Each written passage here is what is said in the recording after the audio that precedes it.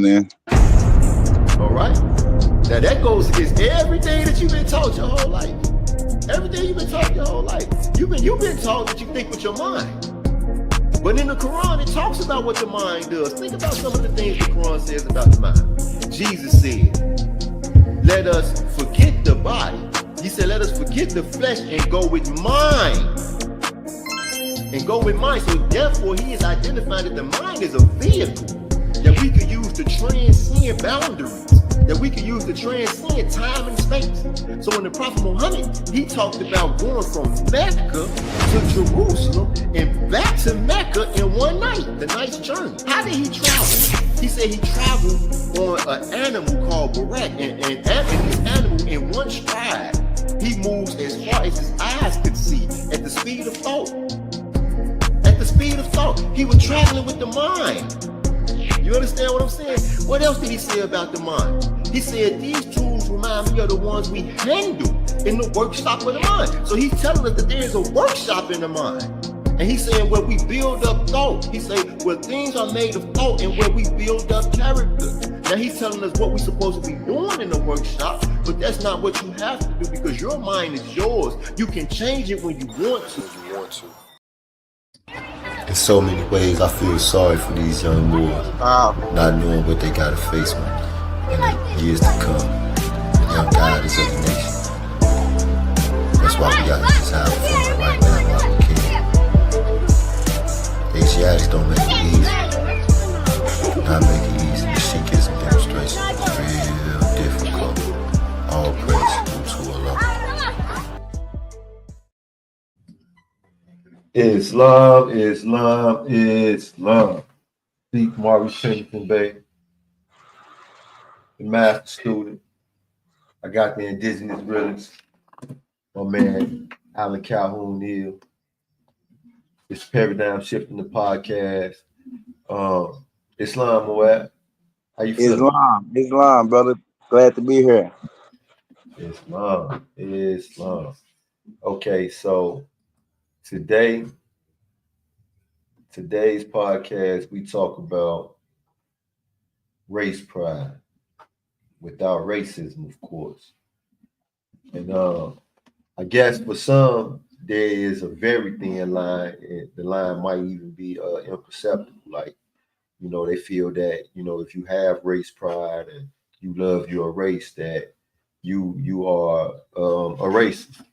You have to be a racist. I mean, how can you have race pride? How can you love your race? How can you want, you know, for your own race, you know, a better condition, a better circumstance without, you know, intending to see, you know, other races of people, you know, put down or set aside or even worse. You know, my argument then is any Moorish American who believes that in order for us to have race pride and to love our own race, then we have to automatically, you know, feel that the European is inferior or, you know, or we are anti-European in some type of way. My argument is that these individuals are in the wrong place themselves. And to support my argument, which it's not an argument that I want to have. I don't want to have this argument with anyone, but just to support it, I want to read the Prophet's own words. The Prophet Noble Ali. In the voice of the Prophet. The Prophet Noble Ali says, if you have race pride and love your race, join the Moorish Science Temple of America and become a part of this divine movement. Then you will have power to redeem your race because you will know who you are and your forefathers were, because where there is unity, there is strength. Together we stand, divided we fall. So the whole purpose of the race pride and the love for race is to see us brought together so that together we can be strong. The prophet goes on to say, come good people, because I, the prophet, sent to redeem this nation from mental slavery, which you have now, need every one of you who think that your condition can be better. This is a field open to strong men and women to uplift the nation and take your place in the affairs of men. If the European and other nations are helping me, Why not you?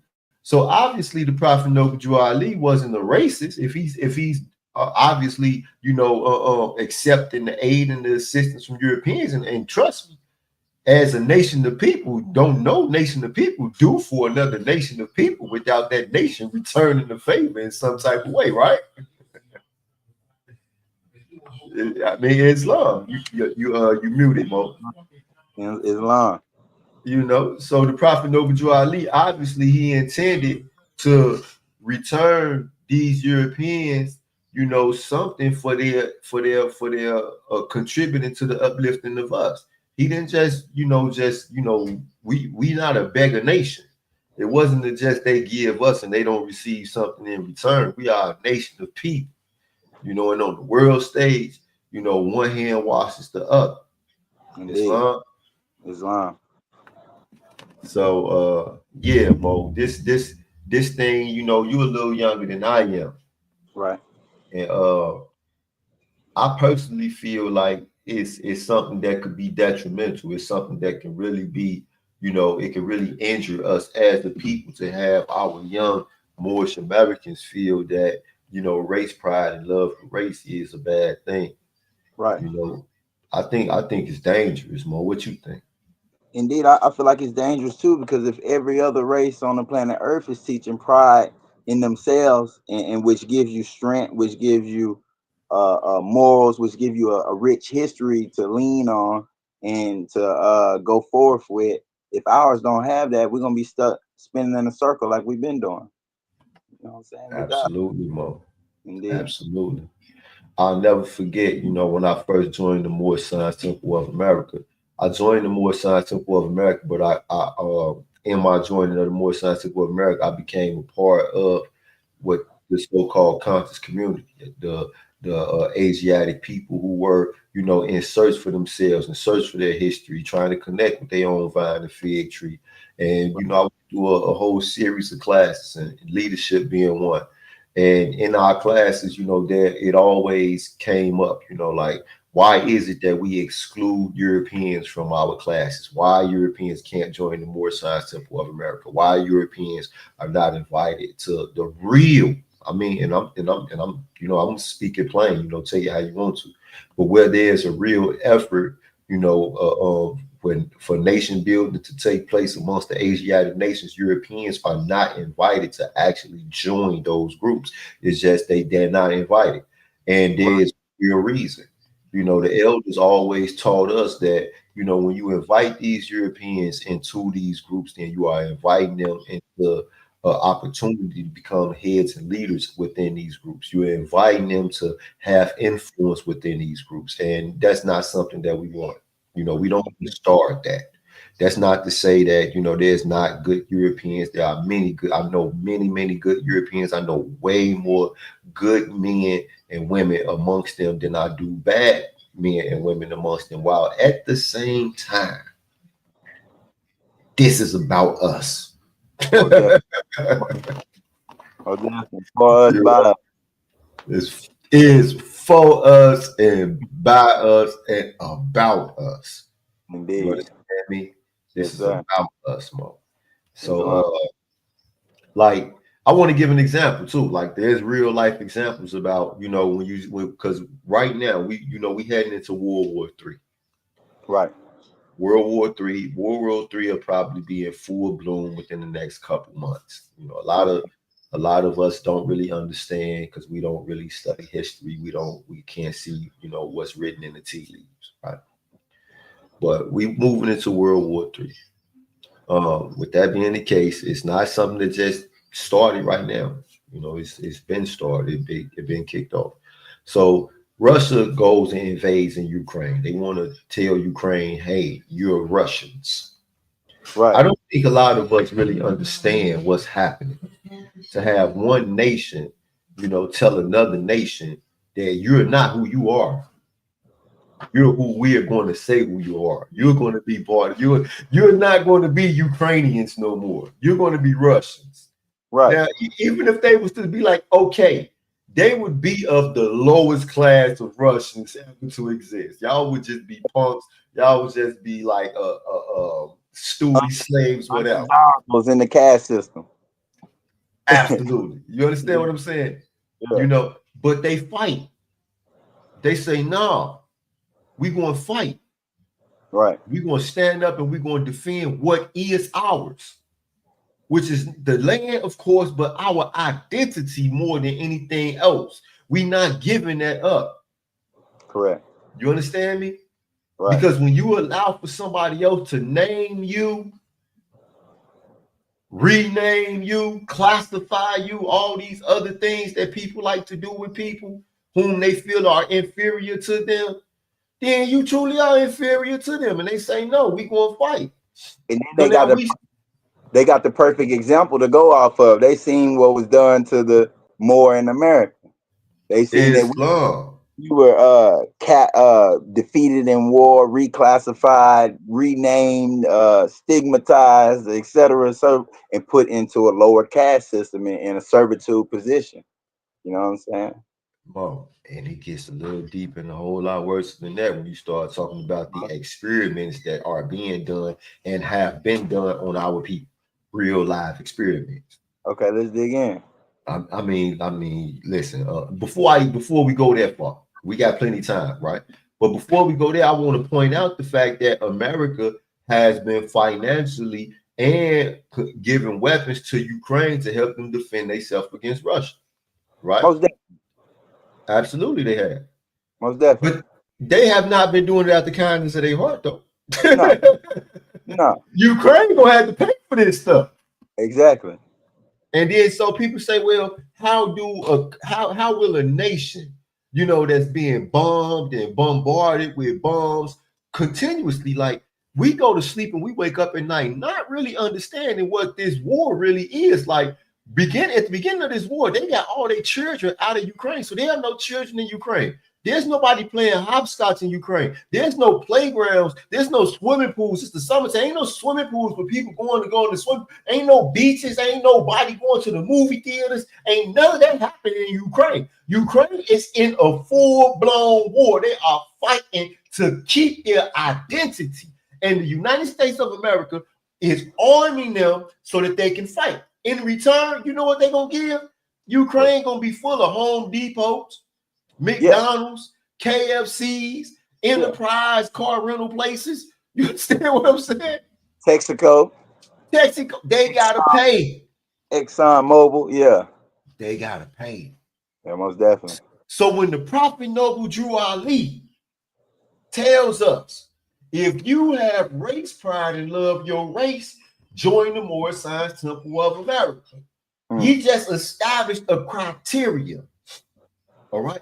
The members of the Moorish Science Temple of America must have race pride and love their race. Okay. Then he goes on to tell us that this is a field open to strong men and women. So our members must be made strong. Right. Then he says, if the European is helping me, why not you? So now he speaks as a national leader and saying that, hey, here is this other race who is helping me. Why not you? Right. Okay. So now the Prophet Noble Drew Ali is understanding that as one nation being aided and assisted or doing business with another nation, there must be a fair exchange. Indeed. There must be a fair exchange because ain't nobody doing this out of the kindness of their heart. You understand me? Now what happened? They jumping out the pot to take the American weapons and stuff. They jumping out the pot just to jump into the fire itself. They dealing with the real beast when they deal with America. Yeah, but you know what it depends though, Mo? It depends upon the ingenuity of the leadership. Right. You understand me? Right. Because at the end and the beginning of the day, understanding is the rock on which man builds himself. Understanding is a rock. This is a stable thing. This is a very strong and dense thing. Okay. It does not just crumble under normal pressure.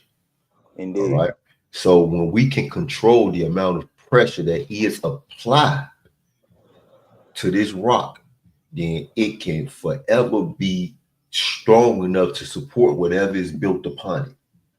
Indeed. This is where the leadership, this is where we out from our Sunday schools comes the guiders of the nation. So the Prophet Noble Ali felt comfortable about doing business with anyone else on this planet because he knew that we brought our flag to the table. Our flag represented what we bring to the table. Indeed. And we do not slouch under the weight of our principles. Our Indeed. principles support us. So the Prophet Noble Ali in his warning, that warning he demonstrated out loud for the Moorish Americans, but it was a quiet warning for anybody who would violate the principles of love, truth, peace, and freedom. Justice then must take its course. Indeed. You understand what I'm saying? So it's all about the ingenuity of the leadership. And this is where this whole idea that we are supposed to quietly have pride within ourselves, be silent about how we feel about our rich history and what we have contributed to the human race. This is where this becomes dangerous.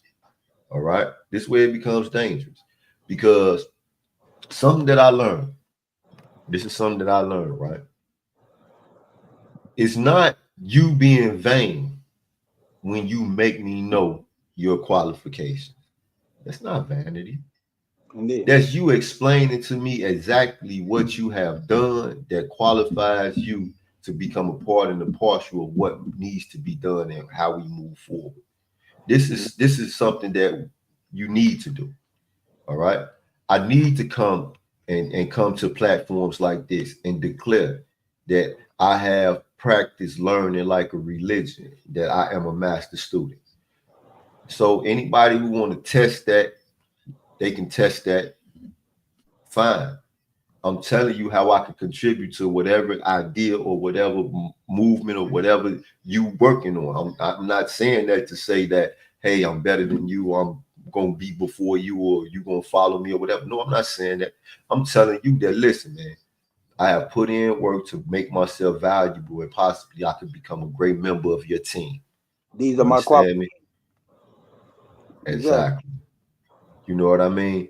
So the United States of America right now is under the most incompetent leadership that I have ever seen in the history of my life. I've never seen more incompetent individuals at the head of anything. And I mean that. Nothing. I've seen little league baseballs. I've seen people play sports and faking lots that had captains of their teams that was more qualified to lead than the leadership today. So I'm not scared of them. You understand me? I mean, right. Listen, Mo, how many world leaders have just decided not to show up to the meetings? Right. Plenty. Something that never happened before. Right. They schedule these meetings. These people, you know how much it costs to move the president from one country to another? A lot. A whole lot. Just insecurity, a lot. And then when he get there, these other jokers don't even show up. I seen one video of a dude telling Trump, what, you want to fight? He said, we can fight. Trump say, man, we speak English over here. He say, well, F you. You know what I'm saying? Like, they don't even respect our president. You don't see that happening anytime in history. You know, but I understand it though. You know what I mean, Mo? Like I really understand it because, you know, we grew up in the street, and the reality is, a lot of people in this country right now, you know, the United States of America, the citizens of the United States have a very short memory. We have a very short memory. We don't remember, we don't recall, you know, years past. We don't remember. We only remember what's in front of us right now, what's on our Facebook feeds, what's on our Instagram feeds, what's on TikTok. That's the only thing that we really remember. You know what I mean? So people forget that, you know, the people who are in power right now have been clowns forever. And now all of a sudden, you know, they take off their bozo noses and they put on suits, and we supposed to respect them. But other nations don't. They don't operate like that. They don't operate. They have pride. Indeed. You understand me? They have more pride than to say that I'm going to allow for somebody who would not ever be elected amongst us, we would never consider these people as, leaders amongst us, but you think we're supposed to respect them now? No, they don't do that. And we, as members of the Moorish Science Temple of America, need to get on that same page. Like, I'll never forget, I was talking to some Sheiks and I was explaining something to them, So you are the Grand Sheik of the temple. Right. Matter of fact, I think we talked about this when we was inside. Okay. You are the Grand Sheik of the temple. Right. And the mayor of the city demands to have a meeting with you. And you jump up like, hey, I gotta go and meet with the mayor. Well, to us, the mayor is not equal to you. No. You understand what I'm saying?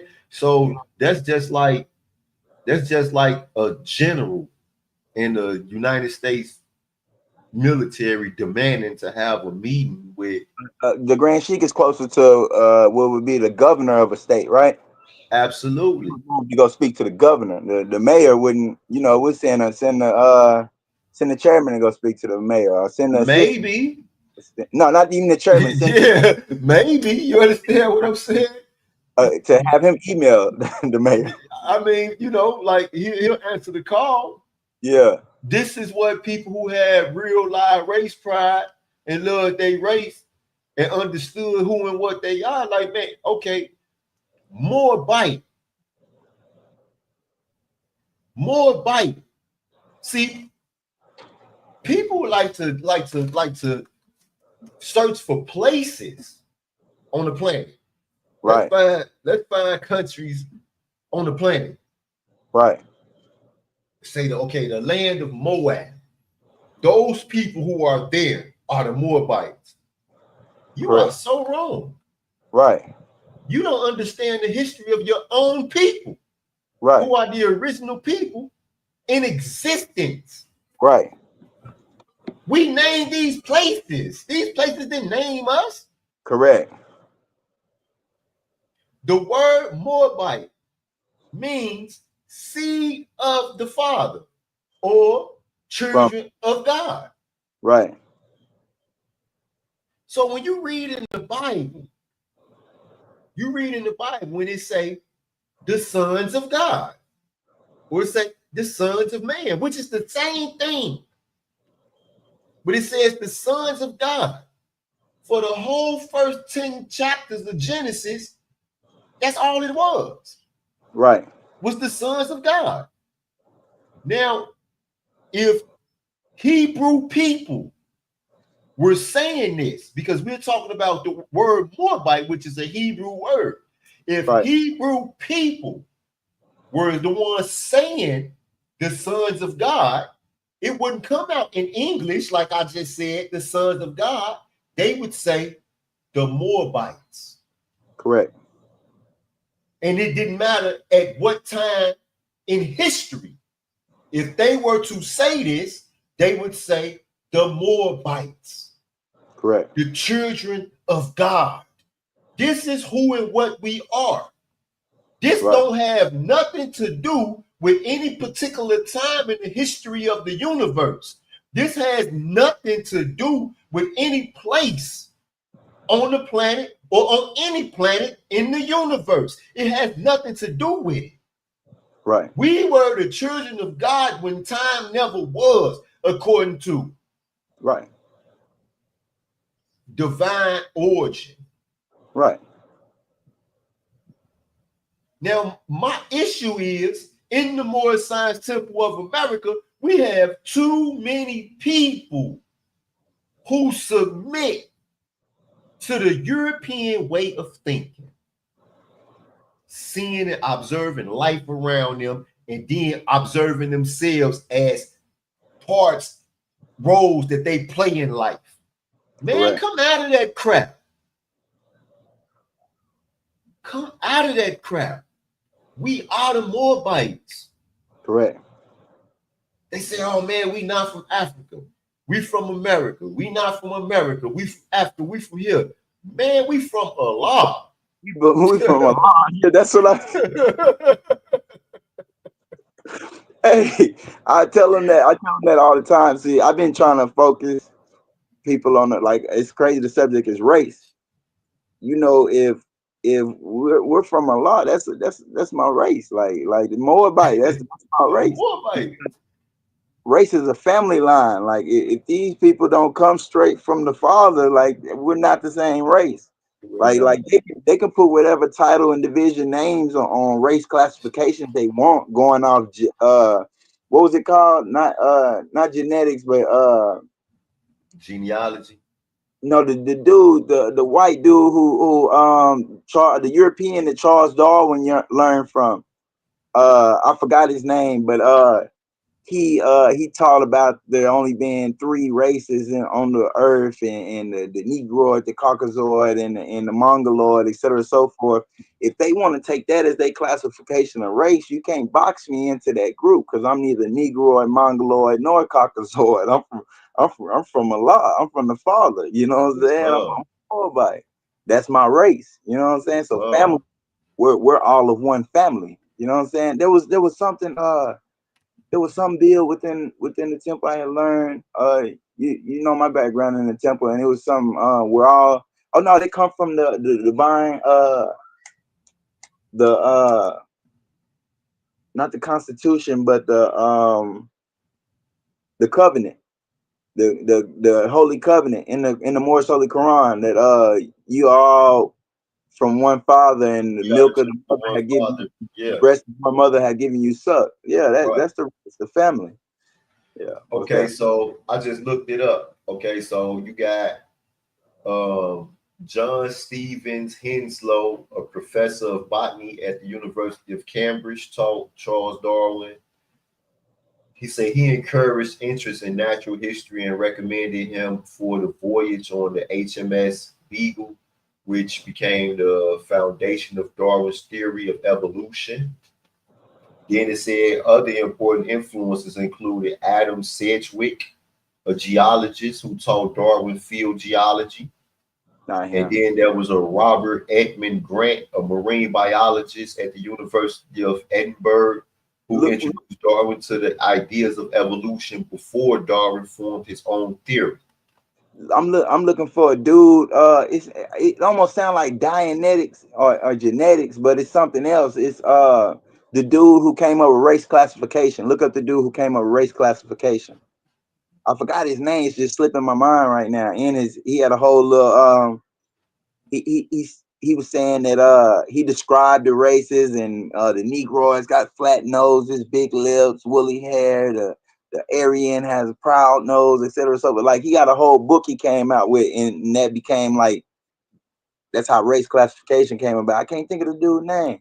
European, racist European. Hold on, let me see.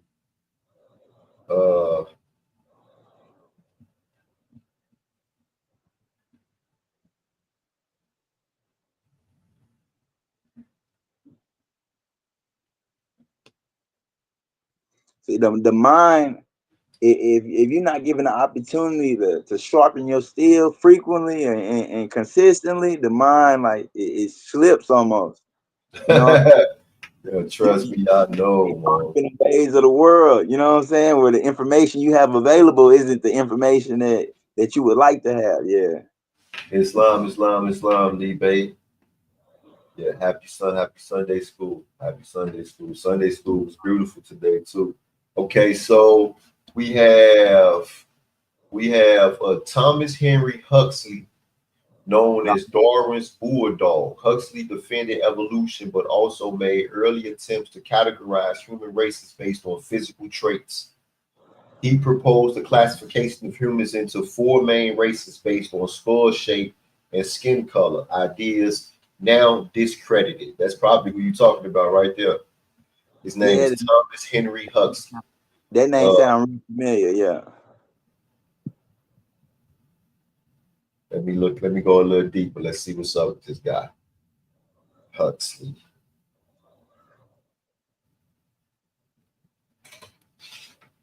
See, and then the whole concept of race being like a family line, it kind of makes sense to me. Like when I'm studying race, because that's crazy. We're doing this build. That's really what I've been studying lately. I've been looking into genetics and race, and it makes sense because if you take the Chinese people, for example, or the Mongols, you know what I'm saying? The Mongol Empire through Genghis Khan now becomes the Chinese Empire and all those dynasties and stuff. When Genghis Khan not only conquered it with the sword, but also with his seed. You know what I'm saying? These are almost almost everybody over there is seed of Genghis Khan.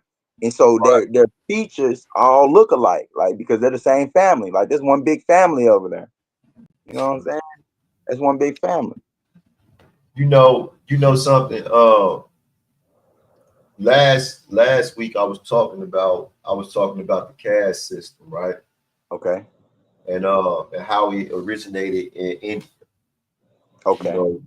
You know they came up with this caste system where the so-called white man in India were the priests. They were at the very top, and they were all priests. They were like connected to God. Holy. Right. Right. Then the yellow men were the actual kings. So they put the priests above the kings, and it was all about skin color. Like literally, there was nothing that you could do that could make you, ascend. Through the ranks, you couldn't. There was no ranks. There was no levels. You were stuck because You of were the stuck because of the color of your skin, man. Yeah, I'm familiar. So now, when you really think about this, this is not a human trait or concept or idea. This is animalistic. Only in the animal kingdom is physical features distinguish an individual and make one better than the next. Okay, this one lion with this big old mane, and this they gonna automatically be the ruler. This gorilla with the silver back. With this, yeah, that's not human. Right. You understand what I'm saying? And if it's not human, and humans, people, men, women, we are made in the image and after the likeness of our Father God Allah. So it's not godly. You understand what I'm saying? This is moving further away from what we supposed to be trying to get to when we start to adopt these type of concepts and ideas to say that, hey, you know what? Because of the way you look, because of the way you are physically made, not because of your spiritual and mental makeup, fortitude, and moral character, this doesn't matter. Right. You understand me? And listen, Mo, now let's talk about the evolution of it. Correct. When we get into this gangism and all this type of demonstration, where one's now because of the color you wear, because of the color you. Hey, Islam, not to cut you off, but that comes from India also. See, before they was banging sex, they were out there in India banging sex. SEC. You know what I'm saying? They were ripping their gods, like they were banging their gods out there and their colors and etc. So forth. They also come. This caste system comes from India, and also this gangism, this gang culture comes from India. Like, yeah, that's gangism is caste system, Mo. It's caste system. It is. It's the same junk. Same thing. That's for like. So now, when we talk about the experiments, okay, yeah, they get deep now. They get way deep. Right, I'm rocking with you. They get way, way, way deep. I mean, it goes from these jokers like literally cutting us open. Oh man, brother, man, I didn't know you was going there with it, man. Because it goes everywhere. It goes everywhere. I be trying to tell people, I be trying to learn people on the fact that these aren't prisons. These are mental institution overflows. These are the people that they consider incorrigible or unable to help, and they're short of staff all around the world. There's all around America. They're short of staff with mental providers, so they stick us in prisons as an overflow. Because if you look in our history, They had insane asylums. These are criminally insane. Like criminal and insane have always been one and the same in America. And the experiments and stuff like the electroshock therapy, you know, they just tried to hit me with electroshock therapy last year. Like really came and offered me if I want electroshock therapy, Mo, and they told me I would have no memories from the time before the day I got the electroshock. They asked me, did I want to wipe away my memories and start over? Hell no, I don't want to do no stuff like that. Like, no, why would you even think that'd be cool? But they were doing electroshock therapy. They were doing where they take the lance and stick it through behind the eye and kill that frontal lobe of your brain, or taking the scalpel and cutting out the frontal lobe. They were doing drownings. They were putting people on ice. They were doing some crazy experiments to the human body. And that's why they embraced all the doctors and scientists from Germany, because they had more experiments done on the human body than anybody in history. They really opened up man while man was still living, and opened up twins and babies and pregnant ladies and everybody while they were still living and breathing. And they knew more about the human body than anybody. Like straight atrocity. Those are atrocities before Allah. Like you man isn't supposed to be opened up. You know what I'm saying? Like we ain't supposed to be done like that. You trying to figure out something that shouldn't be figured out. You know what I'm saying? Listen, Mo. Okay, so now I want to show you something, right? Okay. You know, because I'm in the institutions and I'm studying, and I'm just studying more. So I had for a few years I got really heavy into studying Kabbalah. I got really heavy into studying the Paul root. Just studying the Netters and just studying the different attributes and all this. I just got real heavy into it. So I was reading the Sefer Yasharai, right? Like the Kabbalic text. And so the whole thing, or the whole journey that those ancient Kabbalists was on, were to discover the way by which they could create what they call golems. Okay. Oh yeah. So now the golem, for everybody listening, would be like, well, man, Sheik, what are you talking about? Okay, so if you ever heard of Frankenstein, exactly. Okay, now Frankenstein, the movie or the book, the original Frankenstein was the doctor, but the Prometheus that he created was a golem. Okay, so now this is where they thinking that the teachings of the Kabbalah, which is the collection of all the knowledge of the attributes that constitute the human, when we can understand these attributes to the highest level, then we should be able to do what? Create a human. And I'm not talking about the way that men and women come together and make babies. I'm talking about by us being able to pull those things that constitute what people physically are made of. Okay. And I'm sitting here looking at this and I'm saying to myself, so now we get where the so-called European Masons and the other European peoples of these different orders, you know, start to study this Kabbalah and really get heavy into this Kabbalah. And then these individuals take power and control over Asiatic people in America, the so-called clubhouse, right? Because that's what they intended for America to be, their clubhouse. Okay, so now they take control over us, and then what they trying to do? They cutting us up, and they studying us psychologically, and they placing all forms of stress. All forms of stress, the good stress, the bad stress, the intense stress, the subtle stress, they placing us under every single form of stress. And they not only placing our minds under it, they're placing our mind, they're placing our heart, they're placing every single part of our body, our feet, our kidneys, our liver. They're placing them under every single form of stress that they could imagine, to see what type of response does our parts produce. Exactly. In hopes to do what? Recreate us. And now look, check me out. Even that's why I went to Germany. As soon as you said, I went to Germany with it, because look at Hitler cutting the head off a human and trying to put a dog on there, trying to recreate Anubis. He's trying to recreate Anubis himself, like going into those degrees. And then also look at masonry, right? We know that they give honor to the Baphomet.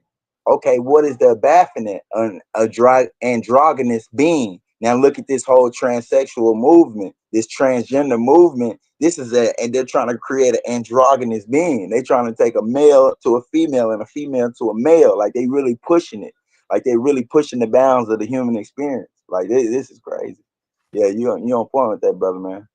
Hold on, let me see this. Okay. Will Hardy, Islam.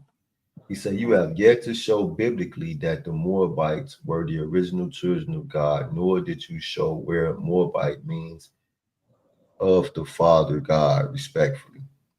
All right. I'm glad you said that. I have yet to show it because I do not care. It has nothing to do with us. Okay. See, here you are again, looking for something that was written by a man eons after we manifested from God to validate something that they can't validate, Mo. I'm trying to get you to understand that biblically this doesn't matter.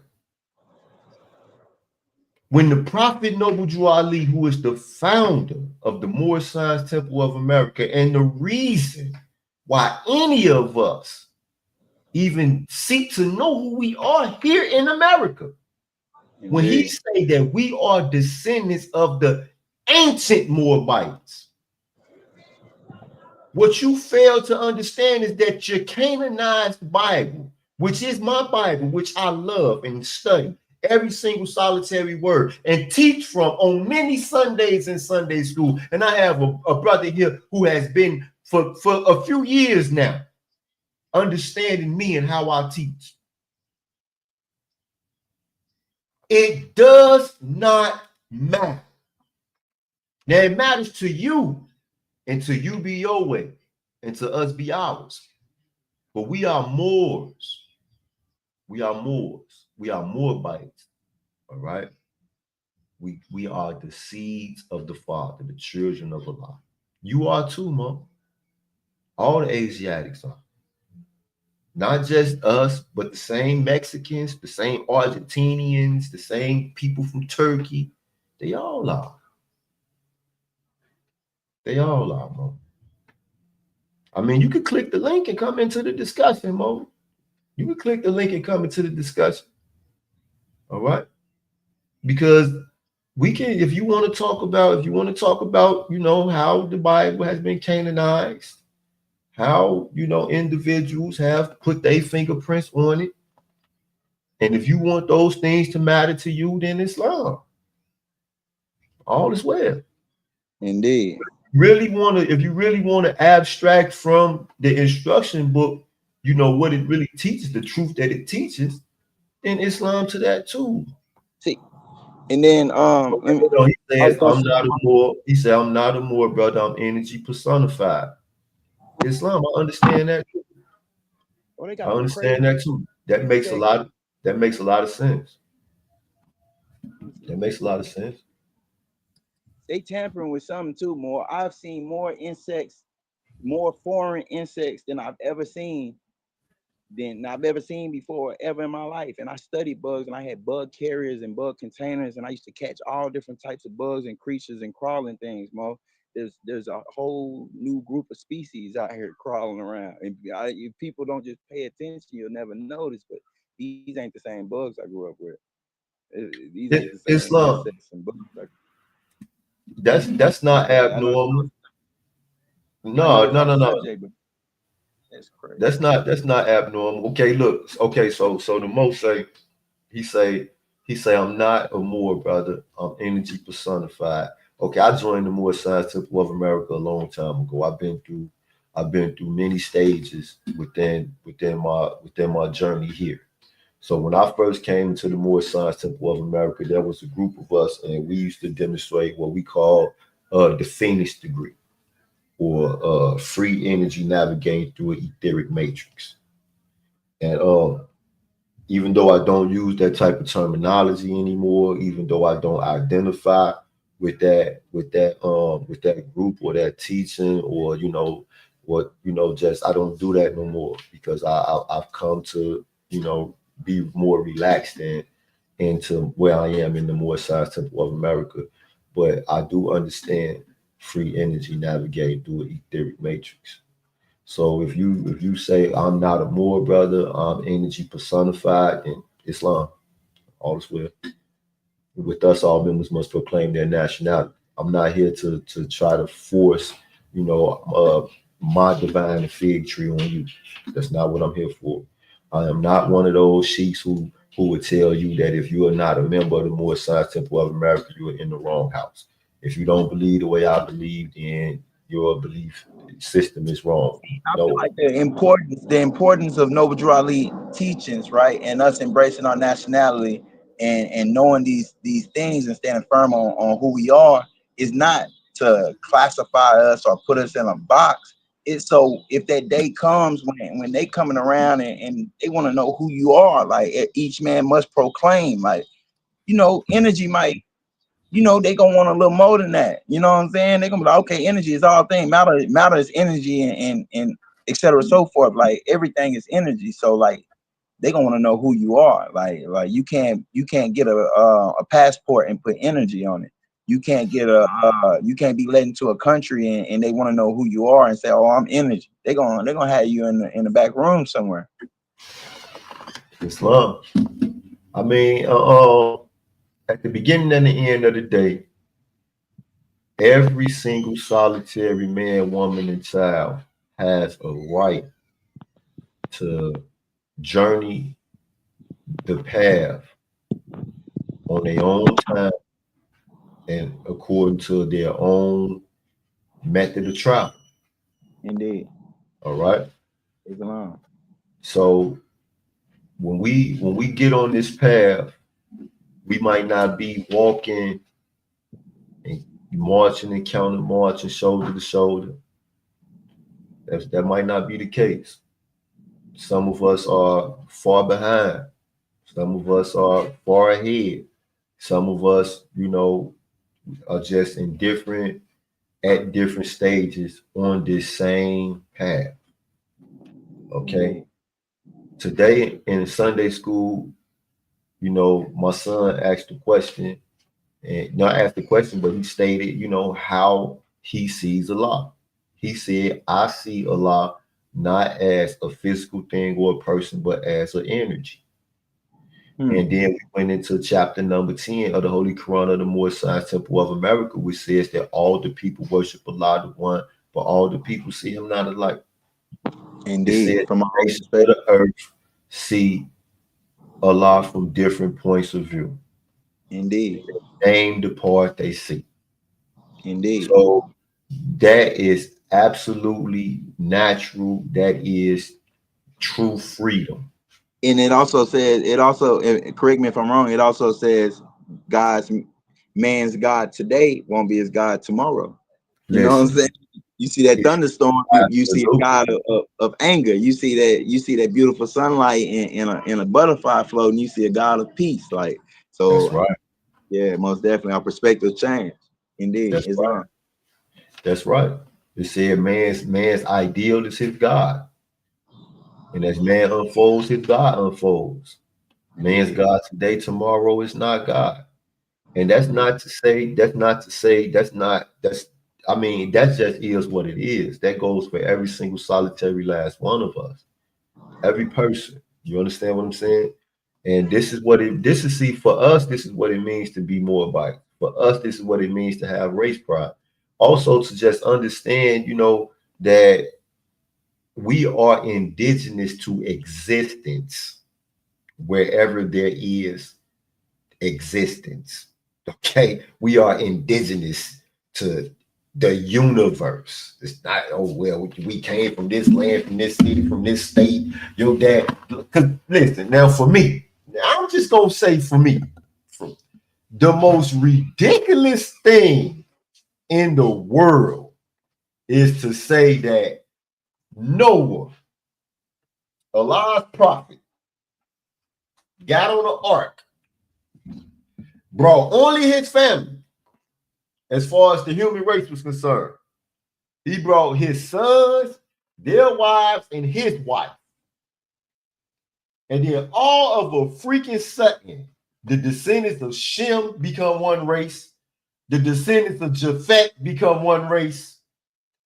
And the descendants of Ham became another race. That is some fantastic foolishness.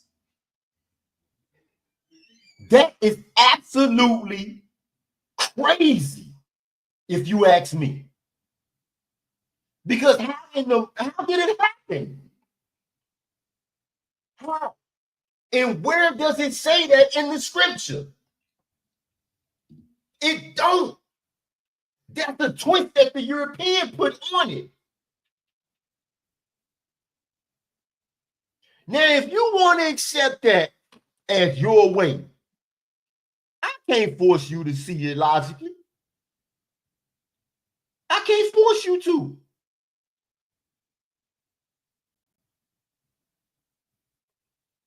And if you can't see it logically, then no.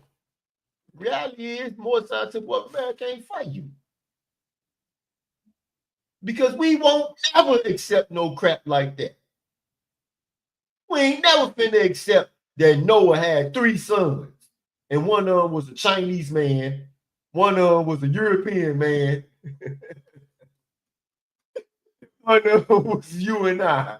Man, that's crazy. They had the same mama. Wait a minute.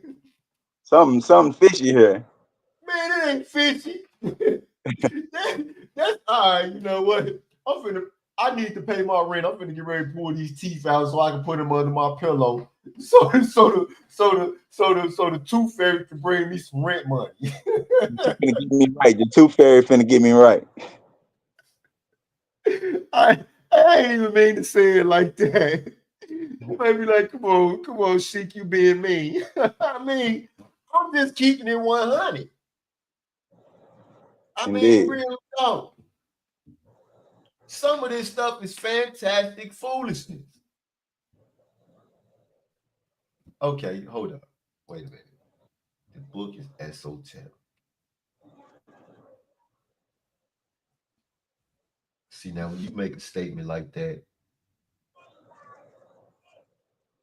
Wait. The book is esoteric, but what does esoteric mean? Esoteric just means hidden knowledge. So yeah, exactly. It's esoteric, hidden in plain sight. Like for those that had a mind to comprehend can comprehend. It's clear. Like these aren't mysterious. These aren't words meant to confuse. These are words meant for us to divine interpretation from. Like they're clear. Like when he say this means this, that's what it means. Like you don't have to look deeper. You know what I'm saying? But there is degrees within that book. You know what I'm saying? Hold up. Okay, so the brother say the book is esoteric, and then he said this. He say, so your way seeing the Moabites is solidified even after you said the European tampered with the book. And which European? Okay, so now let me clarify something. I'm not the European tampered with the European canonized the book, which means that the European chose what parts of the book that they wanted to put into the book that you study. And then the European also determined the order by which the chapters are presented, or the books within the book, because the Bible is many books. The European decided which books go into. Some of those books ain't even really technically, there's nothing divine about them. All right. Correct. And some books are absolutely divine, and they absolutely do contain a great deal of esoteric knowledge. Now, for you to say that, Domo, and to say it to me, I have a challenge. For you to say it to me as if it was something that I didn't know. For you to say it to me as if it's something that I'm missing, then I challenge you. I challenge you to come here right now and bring your Bible with you. I'm not going to bring no Bible because I know the entire book. And I challenge you to come up here and show me where there's something in there that I don't know. I challenge you to do that. Whenever you get ready to do that, you want to talk about symbolism with the stuff that you've been saying. If this is a discussion that you think you really want to have, then there go the link. Or a matter of fact, it ain't on Facebook. You go to YouTube, click on the link, and come here. And bring your book. Bring your book. Because when you start talking about esoteric, you can't say that the book is esoteric. For one, you dead wrong. Everything in life is exoteric and esoteric. Both. You cannot know a thing. You cannot know the esoteric truth about anything that you don't physically understand. So you can't sit here and tell me that you understand carpentry when you don't know how to work tools. Indeed. You can't say that you understand what Jesus meant when he said these tools remind me of the ones we handled in the workshop of the mind. How can you be reminded of something that you don't physically understand? Indeed. So when you start talking about it's esoteric, I'm gonna get back to saying the same thing. There's no way, there ain't no way that any of the descendants of Noah, if we just go to Noah, because everybody else, according to the book, was wiped out symbolically. So which means, what does the scripture say about Noah? It said that there was a man of God who was just in God's sight. So now these individuals represent this quality because they are what? Descendants of him. So you show me how justice broke into all of these multiple many divisions and parts where all of a sudden now they don't even want to live and be together. You show me that. Show me that. And then you talk about Israelites. Well, if you're going to force me to say it, didn't the Mo, didn't the Israelites descend from Jacob? I'm gonna wait for the Mo to come back, but I know the Israelites descended from Jacob. What does the word Jacob mean? What does the word Jacob mean? Huh? What does the word Jacob mean, brother? Why did the angel make this man change his name? What does the word Jacob mean? Heel grab, con man, thief. That's what it means. Heel grab, con man, thief. So you want to sit here and tell me that individuals who descended from heel grabbers, con men, and thieves are Allah's chosen favorite people? And you gonna tell me that God favors people now? Yeah, I don't even want to talk to you no more. Hey, Mo, what the word Jacob mean? What is the Hebrew name Jacob? What's the meaning of that word? Jacob. Yeah, Jacob. I'm lost right there.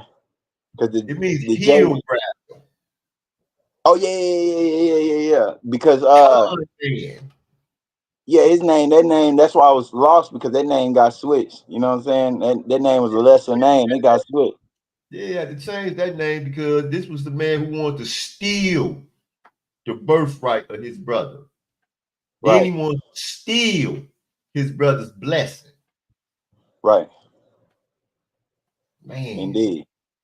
That's what they do. Listen, man.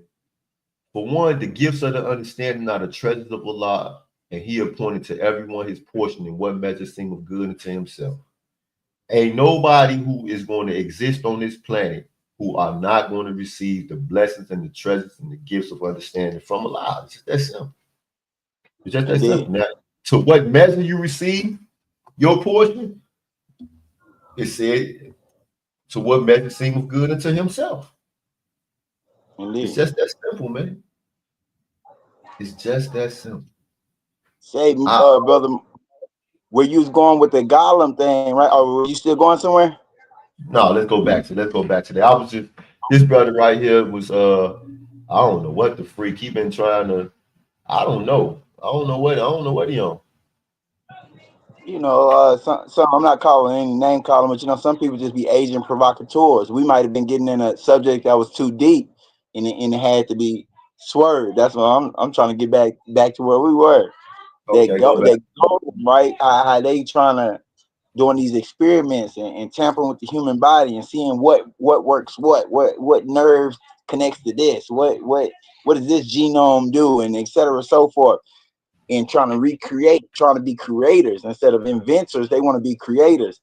You got to look at what you're doing with technology. Technology is their next step towards this goal. Now this is aiding in the system, because if you look way back in Greek history, they were trying to create what they call the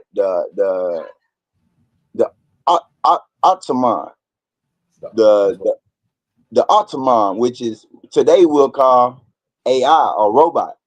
You know what I'm saying? An automaton. Yeah, that's what it was, an automaton, like a device or a creature, a being that could move and operate on its own without the aid and assistance of man. You know what I'm saying? They were trying to create men way back then. You know what I'm saying? And I know the Kabbalah predates that, but you'll see, like, as technology has been advancing, they're still seeking this same thing. Like this AI is the next step in that same path. You know what I'm saying? Listen, and I'm gonna tell you something, man. AI is a good thing, and it's one of those things that could be turned, that can absolutely be turned to the destruction of the user, right? Most definitely. It can absolutely be turned to the destruction of the user. Now, you see the commercial on YouTube, and I'm pretty sure you've seen this commercial, but it's a commercial on YouTube, and it's a job interview. It's like, you know, it's supposed to be a job interview, and the guy is sitting down and he's interviewing the AI, and the AI is like, listen, I can do your programming, I can fix your books, I can answer your emails, I can generate speeches, I can do all your payroll, and he just running down everything that he can do. Basically, the AI is saying, I can do every single solitary job that you need to get done. I can do all of it. Right. And the man is like, man, he like, you know, so how much it's gonna cost? And the AI like $3.42 an hour. Yeah. You understand what I'm saying? He like, I'm gonna do everything for $3.42 an hour. Now, for me, you know, I look at it. I understand computers. I also understand that artificial intelligence is gonna always be artificial. And one thing about computers do every single thing that you tell them to do. Most definitely. But they don't do anything that you don't tell them to do. See, but if you unconsciously are giving commands and you don't even know that your regular Google search is a command to the algorithm, which is going straight to the AI, which is dictating everything that you see within this realm of internet space. Like it's so people are subconsciously telling it what to do. Like not subconsciously, unconsciously telling it what to do. Absolutely. And herein lies, listen to what I say. The computer does everything that you tell it to do. Indeed. And nothing that you don't tell it to do. Indeed. So if you don't tell it to trash what you said after it provides you with what you're looking for, it's going to keep it. Exactly. If you don't tell it to keep it only where you can see it, then it's going to make it public. Indeed. You understand what I'm saying? So again, it's all about what the Prophet Noble Drew Ali said 100 years ago. The Prophet Noble Drew Ali said that if I could get my people to think, then they could save themselves. See, it's levels to thinking. It's levels to it. You know, everybody can think everything. By its measure, all forms of life can choose. By its measure, all forms of life can think. By its measure.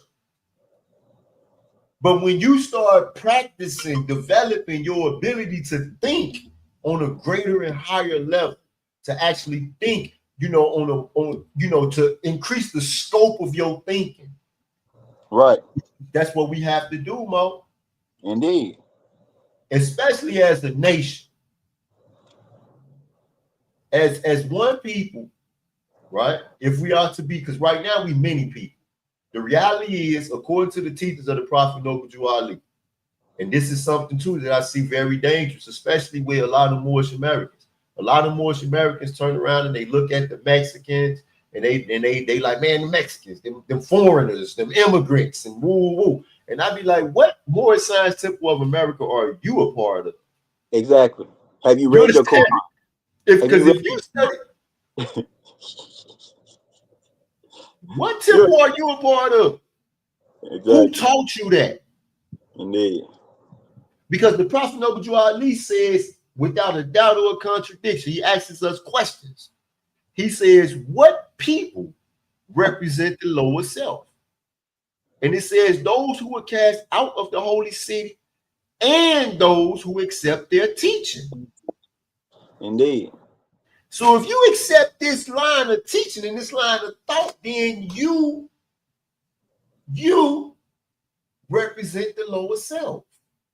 So for all these so-called Moorish Americans who running around talking about the foreigners is here and this, that, and the third, man, y'all sound just like them doggone mad Europeans who formed unions back in the day because they thought the Asiatics was going to take all of the jobs.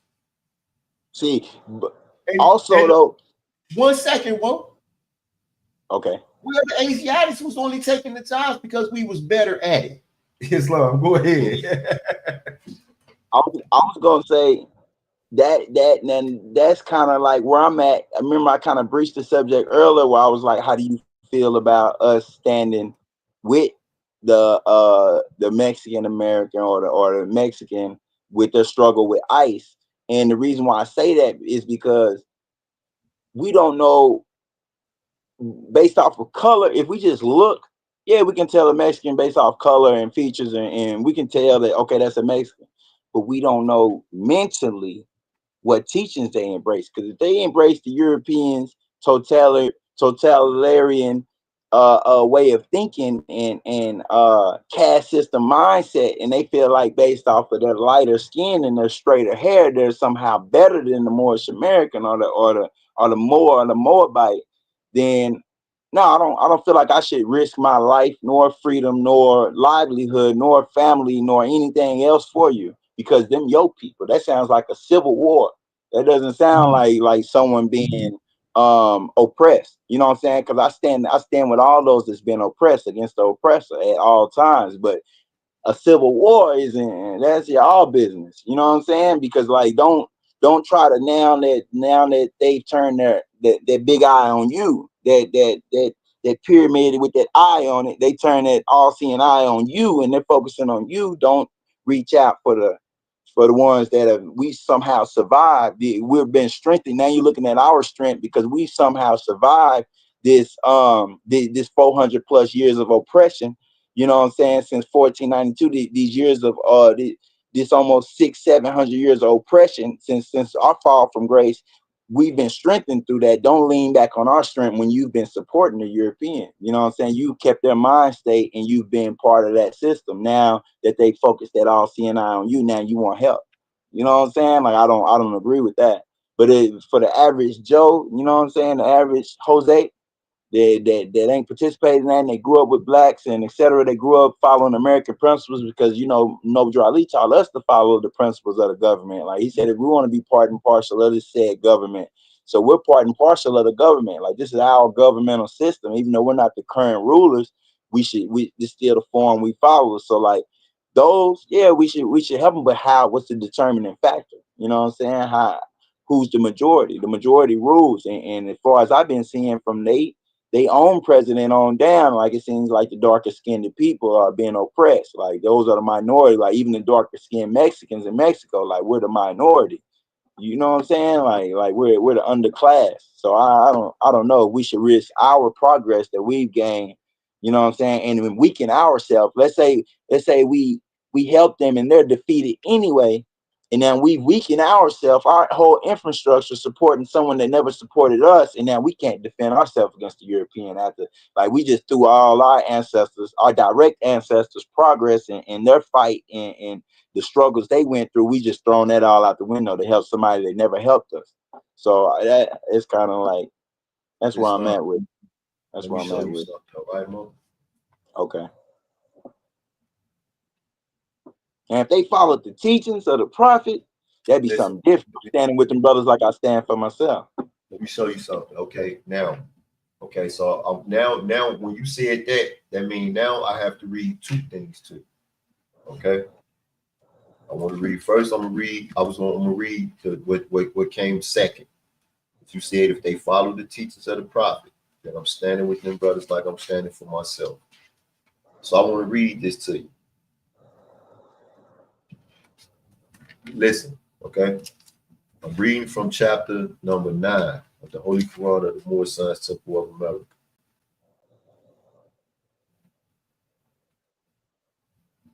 I'm going to start at instruction number 25. It says, and Jesus spoke a parable. He said, behold, the farmer had great fields of ripened grain, and when he looked, he saw that blades of many stalks of wheat were bent and broken down. And when he sent his reapers forth, he said, we will not save the stalks of wheat that have the broken blades. Go forth and cut and burn the stalks with broken blades. And after many days, he went to measure up his grain, but not a kernel could he find. And then he called the harvesters and said to them, where is my grain? They answered him and said, we did according to your word. We gathered up and burned the stalks with broken blades, and not a stalk was left to carry to the barn. And Jesus said, if Allah saves only those who have unbroken blades, who have been perfected in his sight, who will be saved? And the accusers hung their heads in shame, and Jesus went his way. Now, Sheik, why you read that? Why do you say that? I say that because if we were to look for and say we only want to support those individuals who follow the teachings of the prophet, then we not support nobody. Because the sheiks and the sheikesses, adepts and master adepts in the Moorish Science Temple of America will fall short. All right. No. I'm saying. Wait a minute. Let me finish. Watch. Yeah, let me finish. Because it's something else they gotta go along with that, right? Indeed. Now we're reading chapter number 45. The divine origin of the Asiatic nations. Indeed. Nations. Indeed. The fallen sons and daughters of the Asiatic nation of North America need to learn to love instead of hate. That's saying a lot, because the Holy Quran previously said that the pure in heart will do what? Love and not demand love in return. Indeed. And to know of their higher self and lower self. The higher self cannot pass away. It cannot be defeated. It cannot lose. Indeed. So there's no ground that we gain that can be lost. Indeed. So now it says, this is the uniting of the Holy Quran of Mecca for teaching and instructing all Moorish Americans, etc. See, it gets a little bit deeper. There is more understanding of life, the world, the origin of the world, and the origin of the life in the world that comes with this, the thing that unites what came before it. Indeed. Now, the key of civilization was and is in the hands of the Asiatic nations, not just the nation, but the Asiatic nations, the Moorish, indeed, who were the ancient Moabites and the founders of the holy city of Mecca, the Egyptians, who were the Hamites and of a direct descendant of Mizraim, the Arabians, the seed of Hagar, Japanese and Chinese, the Hindus of India, the descendants of the ancient Canaanites, Hittites, and Moabites from the land of Canaan. The Asiatic nations and countries in North, South, and Central America. Moorish Americans and Mexicans in North America. Brazilians, Argentinians, and Chileans in South America. Colombians, Nicaraguans, and the natives of San Salvador in Central America. etc. All of these are Muslims. Right. The Turks are the true descendants of Hagar, who are the chief protectors of the Islamic creed of Mecca, beginning from Muhammad I, the founder of the uniting of Islam by the command of the great universal God Allah. Now, the only one, you go around the world and you interview 1 million people overwhelmingly, only a portion of the Asiatic nation of North America, and it said, when it said Asiatic nation of North America, it said the Moorish Americans and the Mexicans. Indeed. Okay, the Mexicans they're gonna be like, I don't know what you're talking about. They either gonna be on some Catholic stuff or some Santeria stuff. But the Prophet Noble Ali said, despite that, their true identity we know. Indeed. Now, with that being the case, when we say, okay, well, how do we feel and how will we support them? We have to be diplomatic about supporting anybody, because he said, prefer not a stranger before thy own blood. We have to be diplomatic about how we support anybody, which means that no, we're not jumping off of no ledges for y'all. You understand what I'm saying? I'm not going back to the joint for you. You understand what I'm saying? Like, but at the same time, there are things that can be done, and it presents us with an opportunity to teach the truth. Because see, these ones, I think that they being smacked in the face right now. It's a reality check. It's a reality check. And I know for a fact, like what you're saying, like you and I, we know, and it's a reason why. See, I force myself to just let this, just be what dictates my actions. But I came from the same place, Mo. You know how them doggone Serranos was getting down in the jails. Them jokers, the Mexicans from Arizona and New Mexico. And they tell you, man, I'm not Mexican, I'm Chicano. Donald Trump was talking about building a wall and locking their people out, and they were still talking about how much they love Donald Trump and all this. And they the same ones now getting snatched out of their homes, snatched from their jobs, and set on the other side of the border. Some of them been here their whole life and love it here. And guess what? These are the same individuals now who will come to you for their support. And guess what? In whatever measure that you can safely give your support, then you support them. You understand? Because at the end of the day, they are Asiatics, and the people who are doing this to them are Europeans. Indeed. So there is a I'm with that. I'm with that 100,000%. It's a balance in that. But I also gotta go with what people represent the lower self. Those you know what I'm saying, and those that accept the teachings. Like these people have accepted. Like I'm not saying the general, all of them, but there are those amongst them that have firmly, totally, I'm talking about within their whole core system, accepted the teachings and embraced the European, like in the way of mindset and everything. Like they hate the more. You know what I'm saying? And they think exactly how the European thinks. And I'm saying, like, it's a whole rack of Asiatics darker than you and I. Damn, it's a whole lot of, listen, man, it's a whole lot of these people out here who hate themselves. They hate everything that looks like them. They hate everything related to them. They hate everything that raised them and sustained them, man. You got a whole bunch of Asiatic men right now who are disgusted by women who look like their mother. Indeed.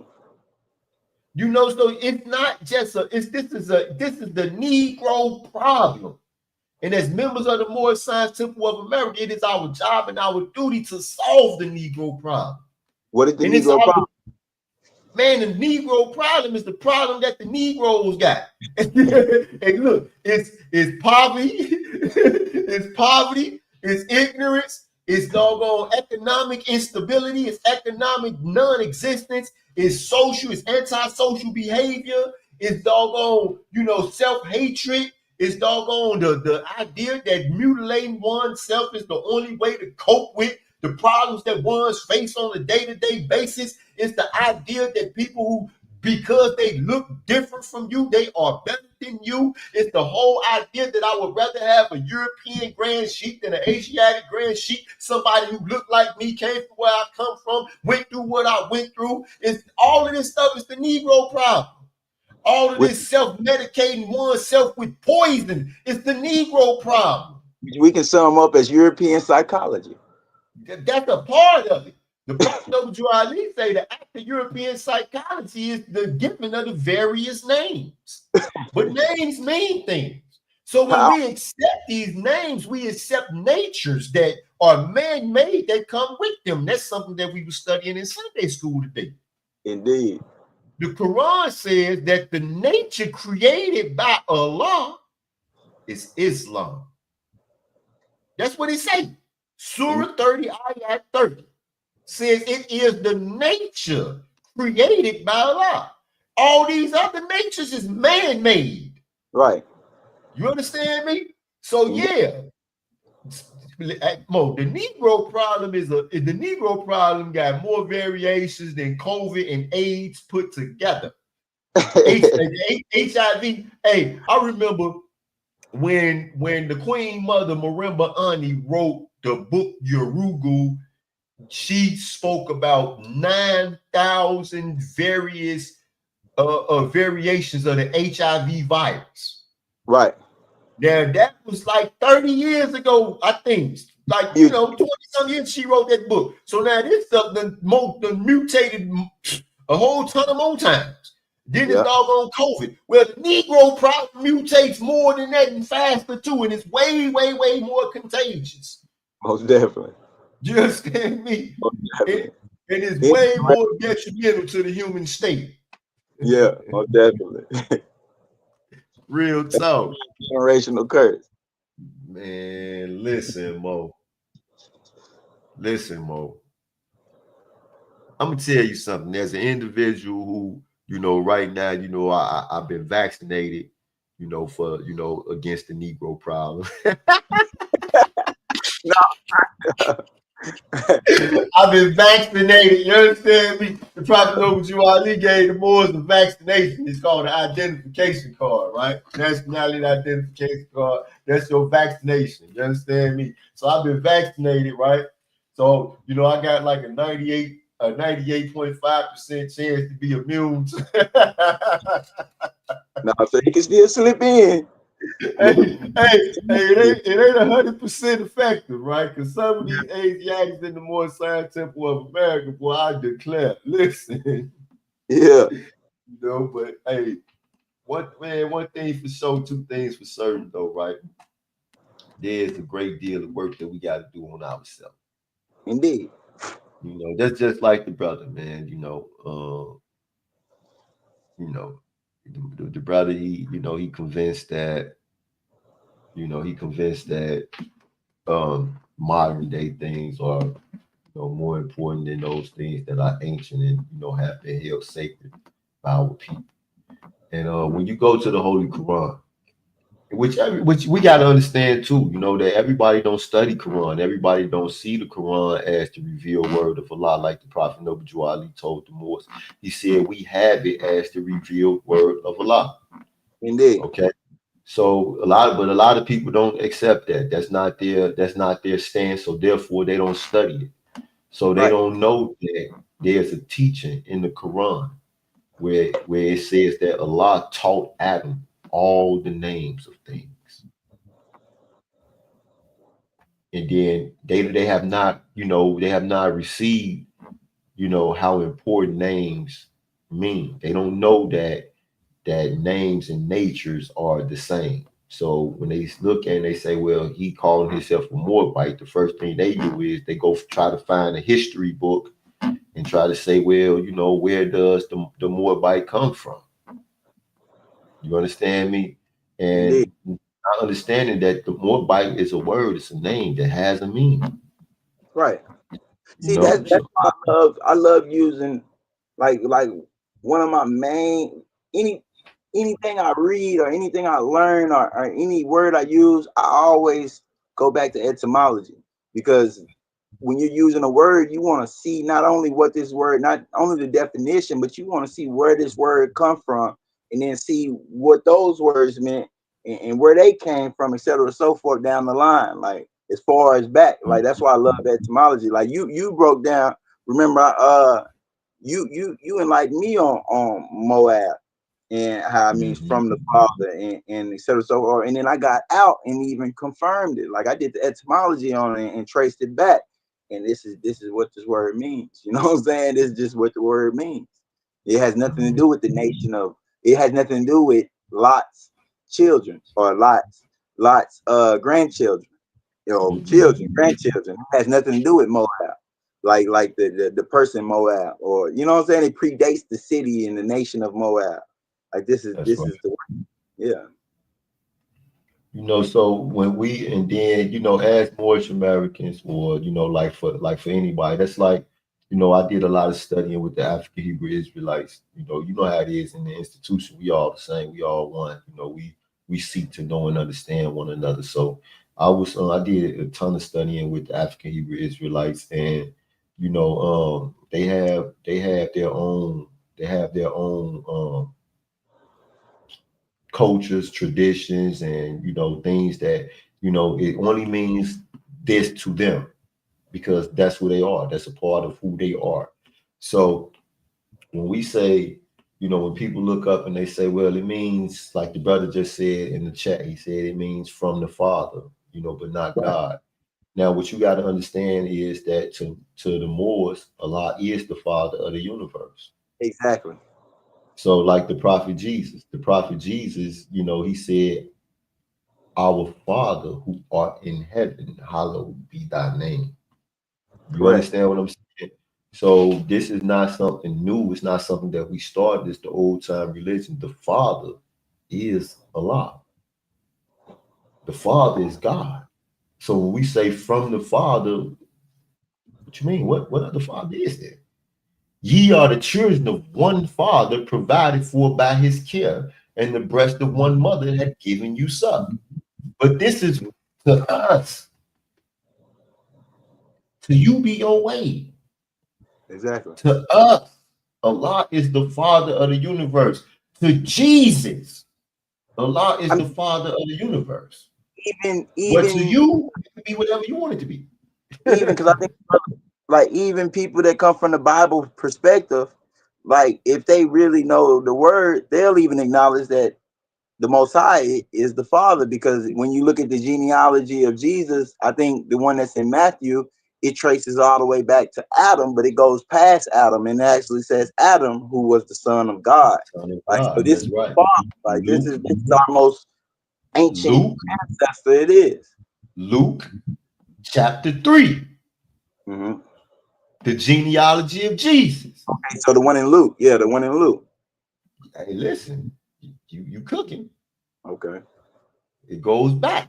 It says from Jesus, but it says Adam. Because it goes Seth, the son of Adam, Adam, the son of God. the Son of God. So The most even ancient ancestor of yeah, the Asiatic is Allah. most definitely, most definitely, most definitely. Yep. So yeah, Mo.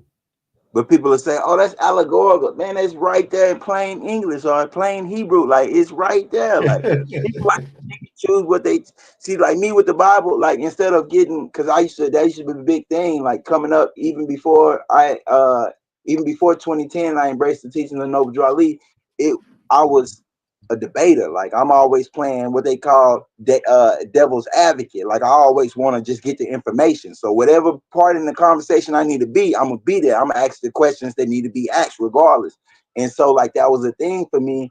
I used to be like, what do you mean it's because people are saying the Bible, oh, that's not literal, it's allegorical. Okay, if you're gonna say that's allegorical, that means everything in the Bible is allegorical to you, or it's not, because who gave you the discernment or the ability to say what is literal and what is not? So me personally, my outlook on any book I read is, okay, this is literal. If it says I can do this, if I do this, then I think I could do that through that. Like, it's not telling me do this, do that, but this is allegory, so you really can't do it. I'm just giving you an example. No, to say have faith as big as a mustard seed and you can move a mountain into make it jump into the ocean. He is being literal. You know what I'm saying? We have shaky faith though. You know what I'm saying? But he's being literal. What you need, JoJo? Islam. That's right, Moab. Asiatic covenant. The I look forward to the day when all the Asiatics, will actually, accept that covenant. You know what I mean? Because that covenant is for the Asiatics, to the Asiatics. All of us. Let's look at that. Let's look at the Asiatic covenant. It says that ye are the children of one father, provided for by his care, and the breast of one mother had given you suck. Let the bonds of affection therefore unite thee with thy brothers, that peace and happiness may dwell in thy father's house. If thy brother is in adversity, assist him. If thy sister is in trouble, forsake her not. So shall the fortunes of thy father contribute to the support of his whole race, and his care be continued to you all in your love to each other. When the day comes when all the Asiatics will accept this covenant, because he said his care is continued to us all, not through our commitment to him, not through our, chosen way of worshiping him, but in our love to each other. In our love to each other. Man, we got to stop fighting, man. How is it that we can seek out and search and discover any and every possible way to pick a fight with one another, rather than to see that we losing a real fight? We losing a real fight, and we losing bad. And the only way that we could win this fight is if we would come together. So in the scripture in Genesis chapter number 11,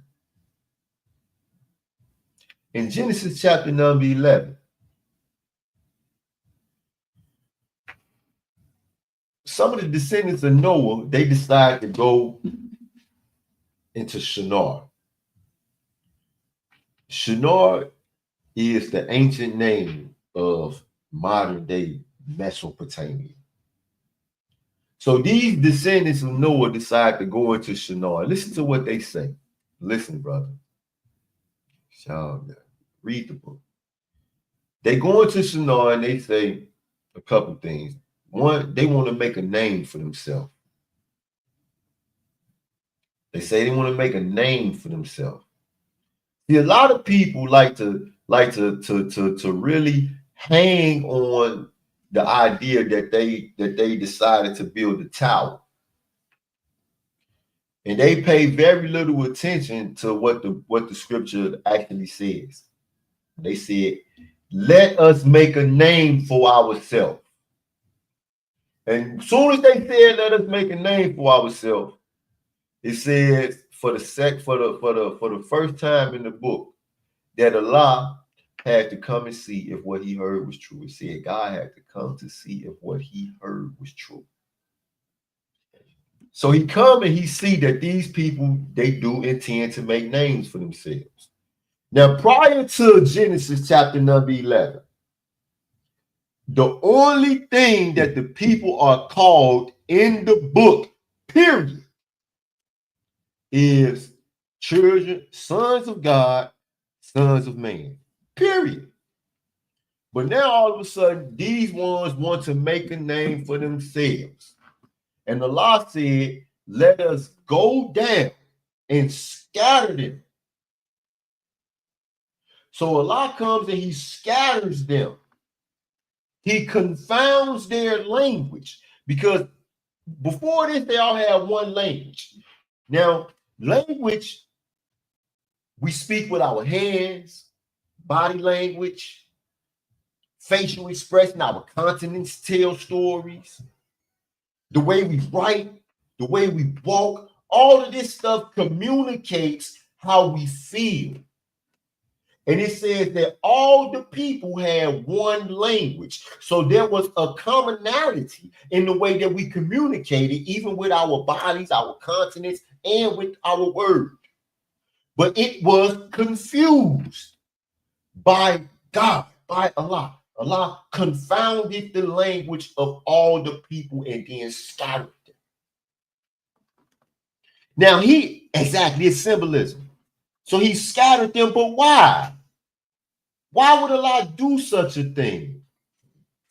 Because the people who are scattered, all of us, would be faced with an issue or issues that are so great, that are bigger than each individual person or group of persons. The issues that we face is far bigger than any person or any group of persons. And if we are to overcome or to defeat these issues, the only way we can do it is if we do what? First, learn to understand one another. Learn to work together as one unit. The Prophet Noble Drew Ali said, wake up, you sleepy Moors. Can't you see that you are a people? Until we wake up and see that we are a people, one people, still the same people who went into Shinar intent to make a name for themselves, who came out with many names. Now they had this great idea that they was going to make a name for themselves set apart from the name that they had got from their father's house, paradise. Now this is the book. I ain't add nothing to it, like some people do. I'm just dealing with the text. They went into Shinar intent to make a name for themselves and came out with many names. And they don't understand each other, and they hate each other, and now they're going to war with each other while they all being oppressed by life.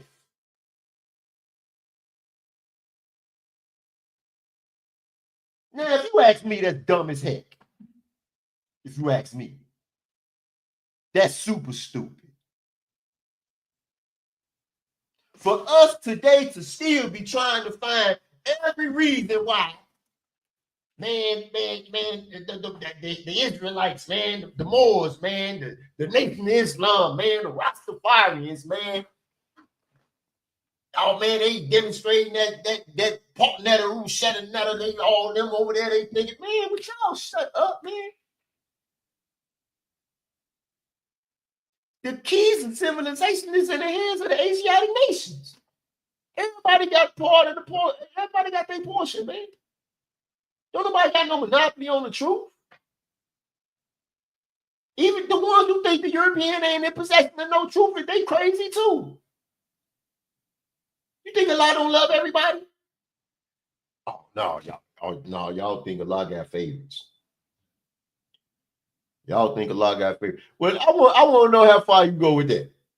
You got children. You had like me. I got a son and a daughter, and I got 2 grandbabies. Man, I bet not start having favorites. See what you're gonna get out of that. I remember. I'll never forget, man, my man Ivan, man. I mess with my man Ivan. But my man Ivan, down here in Peoria, he the leader of the Afro Hebrew Israelite community, man. Yeah. So my first time I went to Bible study with the African Hebrew Israelites. And you know how they Hebrews, like they love to argue. They love to debate. They can't never tell when they losing the debate because they are wholly convinced that they have a monopoly on truth. That their interpretation of the Bible is the only way that it can be interpreted for one. You know, so I was talking to the brother, and the brother was telling me that, you know, the Bible says that the Hebrews are God's chosen people. I say, yep, the Bible say that. So I say, you know, the Bible was written 2,000 years ago. Well, I mean, not 2,000. I say not 2,000, thousands of years ago. So he said, man, so you know, like when you got a boot, you got some boots. He said you might have a pair of boots that you paid, you know, $275 for.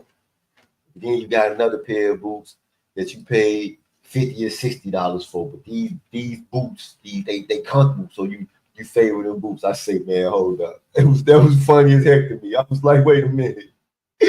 Are you comparing people to boots? He like, no, man, but you know how you got this your favorite boot, man, or you know when you was a child, it might be your favorite toy. I'm like, now we toys. So you said God is a child. So he like, man, no, say, man, let me tell you something. Let me tell you something. If something is the best, it's the best because it is the best. It's the best because it performs better. Not just because you want it to be. That's fantastic foolishness. So when you can outperform the others, that makes you the best. Period. Ain't no ifs, ands, ain't no buts, ain't no in between. You ain't going to be God's chosen people until you be the people that take the lead and bring a lot of people to salvation. So if you was to ask me right now, then a lot probably mad at all of us. We got work to do. If you want a Lord's favor, stop acting like Cain. See, if Abel ain't never bring a gift, then Cain would have never brought a gift, period. He only brought the gift because he wanted some worship. He wanted some praise. He wanted some favor. That'll get you cursed, not blessed. That's what the scripture teach. Would y'all please stop? Whoever teaching y'all, I wish and pray that they be burnt from the rooter to the tutor. Because they not qualified. Whoever got y'all interpreting this stuff the way y'all interpreting it, they tripping. Now, I ain't one to blame the victim. You could tell a tree by the fruit it bears. So I'm going to go to the tree. Your teachers is tripping. Because the scripture don't teach us to act like this. And it's all in the beginning of the book. We ain't even really got into the text for real. We ain't even start talking about Isaiah, Ezekiel, Elijah. Dang you. Everybody always talk about Jesus. We forget about his big cousin. It say that when Jesus got done fasting for 40 days and 40 nights, he went into the camps of John. Not one camp, to the camps. Jesus had 12 disciples. John had a whole lot. See, we don't really get it. We don't seek to understand how these people's life works and teaches as they have been communicated in the scripture apply to us and our parts. While we so caught up on trying to find trying to find. I want to, man, you from this place or that place or this place, man. We come from God, man. You say that a lot. Formed man of the dust of the earth and breathed it into his nostrils, the breath of life, and man became a living soul. And everything else came from that. So why all of a sudden now we come from someplace? What part of scripture did you get? Where you get that from? It said that Allah, God, is in the book. He formed man from dust.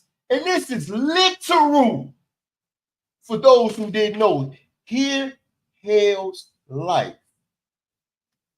Hydrogen, helium, lithium were the only 3 elements in existence in the universe.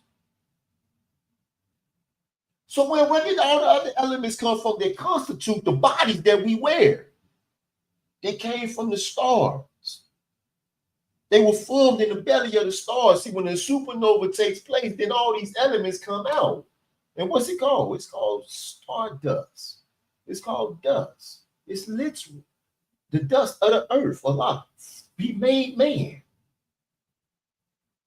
But then He breathed it into man, the breath of life. And breath means what? Spirit. And man became a what? A living soul. That's where you came from. That's where we came from. We ain't come from nowhere else. The rest of that crap is irrelevant. That ain't what the noble Drew Ali came to teach. He came to teach the divine origin of the Asiatic nations. So all y'all who teaching something else, y'all need to stop. Because y'all is the reason why these people is starting these arguments with one another while their competitors are progressing and moving forward. And studying you psychologically and coming up with ways to keep you pitted one against the other. I've been having how can you not understand that? Looking for a charger, Mo. It's finna die on me. He's our iPhone. Yeah, it's finna die on me. I said I was in here with my children real fast, but I come back, the charger on the tablet on 1%. Uh-oh. Yeah, it's trying to die on me. Let me see if this plug works. I guess the plug I had didn't work. And it's a double headed USB. Hold on. See, can I save it before it cut off? It's on 1%. Yeah, well, I mean, I just was just kind of getting into, you know, the whole. I was hearing you go in. I could hear you from the living room. I was hearing you still go in. Because, you know, I came into the Moorish Science Temple of America. And like I said, I came into the conscious community. Like I didn't, you know, it was all of us. It was the Ifa Yoruba, the Hebrew Israelites, the Rastafarians, the Nation of Islam, all of us, you know, we formed one community. They used to call our unit the village. You know, we studied everybody's doctrine because we all knew that the keys of civilization were in the hands of the Asiatic nations. So we all studied and, you know, we ate together, we fasted together, we did everything together. You know what I mean? And one of the first things that I was taught was that we never publicly attack or reprimand each other because it shows to the others that we are still pitted one against the other and ourselves. It gives them more confidence that they could just handle us any type of way. And it's true. You know something that I never seen the whole time while I was incarcerated, and I pointed this out to somebody. I never seen two Mexicans have an argument with each other. No. Not one time in 20 years. I never seen them fight each other. Now I seen the gangs go to war. So which means now we'll look up and the next thing we know, they fighting and stabbing each other. We never saw the in-between. We never saw the escalation from the point where we can't get along. We can't talk to each other.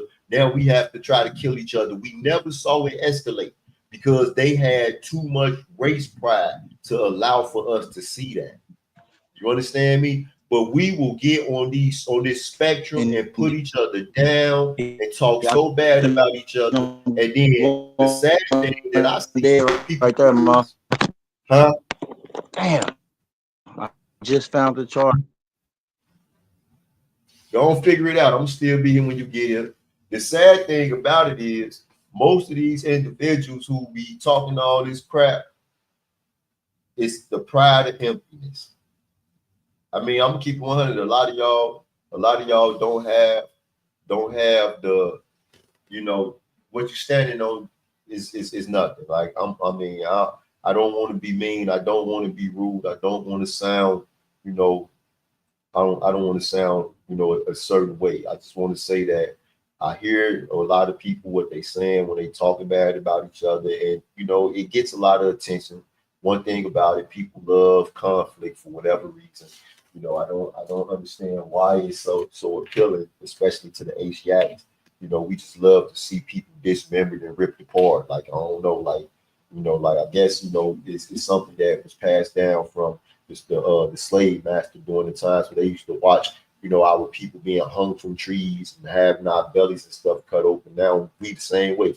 We like to see one another hung from trees, crucified and ripped open. We just love to see it. Like, it's nothing tickles us more, you know.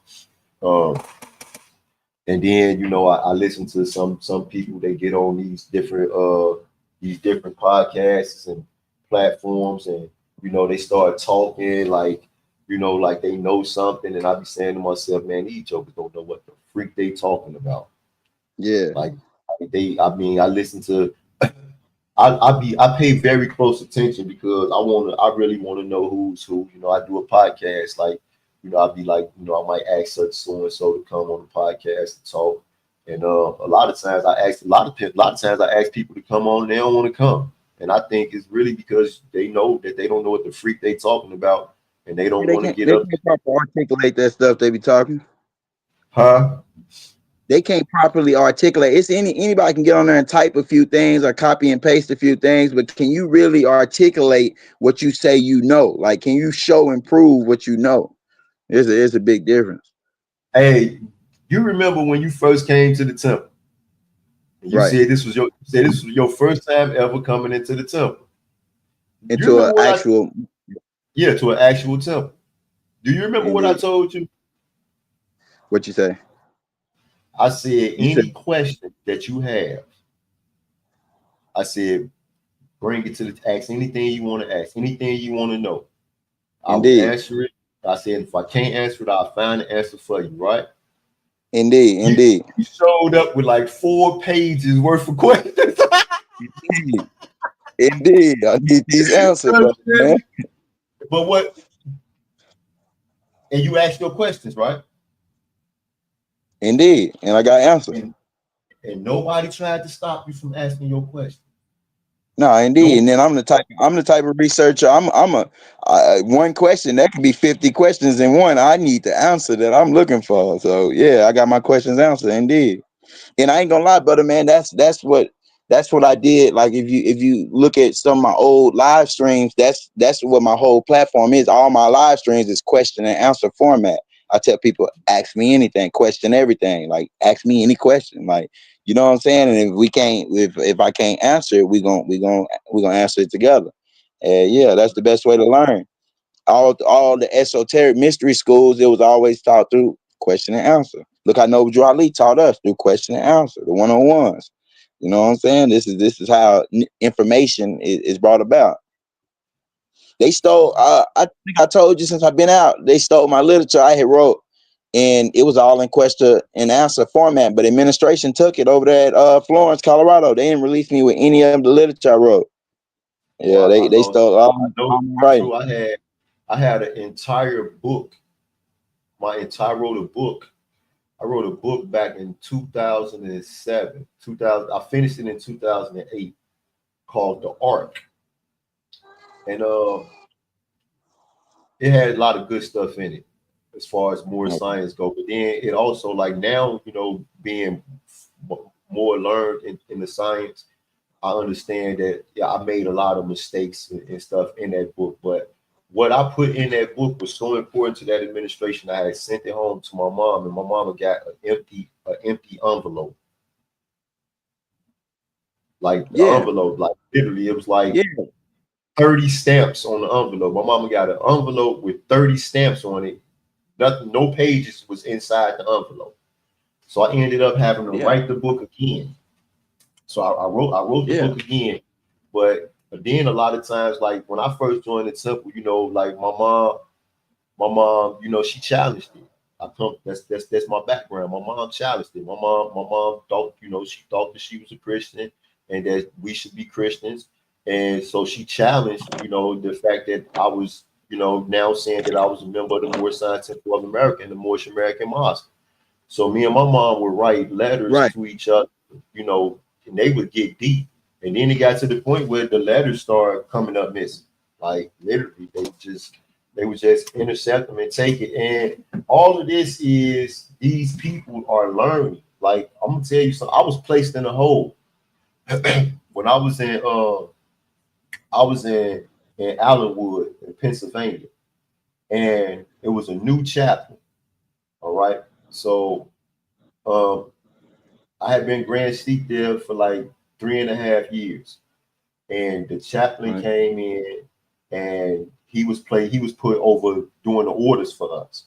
So I had ordered, and you know, back then they used to be real good about ordering, you know, stuff every quarter. So I put in an order for 20 Qurans, 20 Moorish literatures, 20 questionnaires. You know what I mean? Right. And so when I went, I seen the guy in the chow hall, and he was like, "Hey, that literature came in for you, and you know you could come and get it." So I was like, "Well, I'll come and get it, you know, when I come to set up for a holy day." So I went in, and when I went in, he pulled out the literature. He said the Qurans and the questionnaires came. The Moorish literature pamphlets wasn't here yet.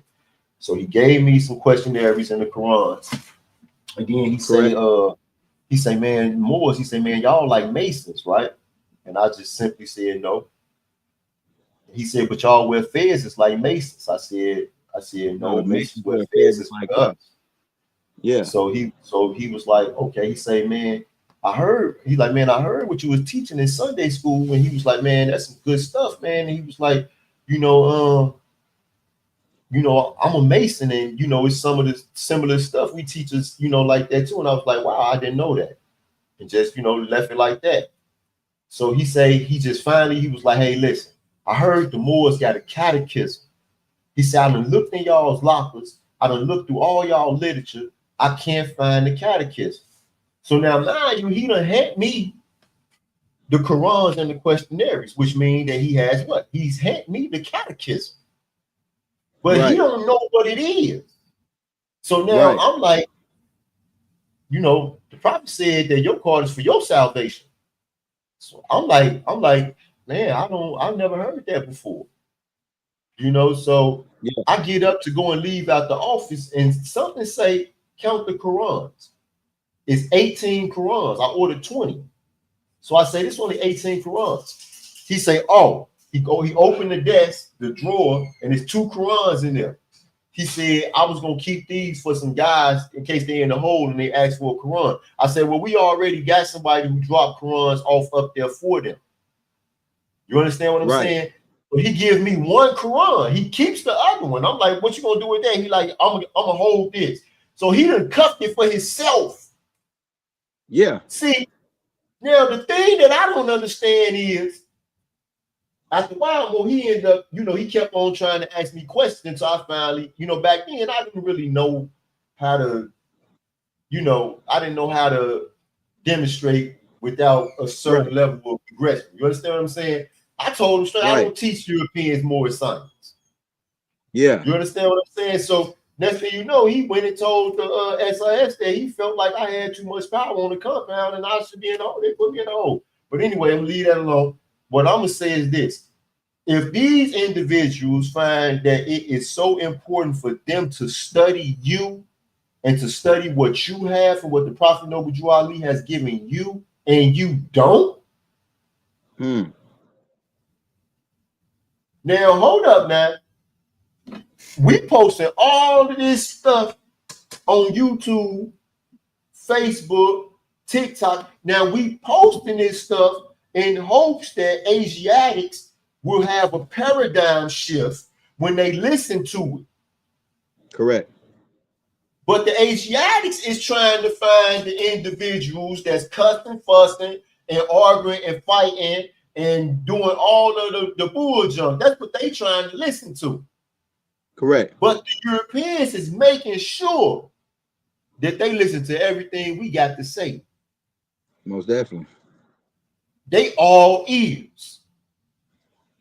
You understand me? You know, I just had to make a video. YouTube had took my creator, my YouTube partnership. Yeah. I ain't even know. All I know is I had posted a few shorts.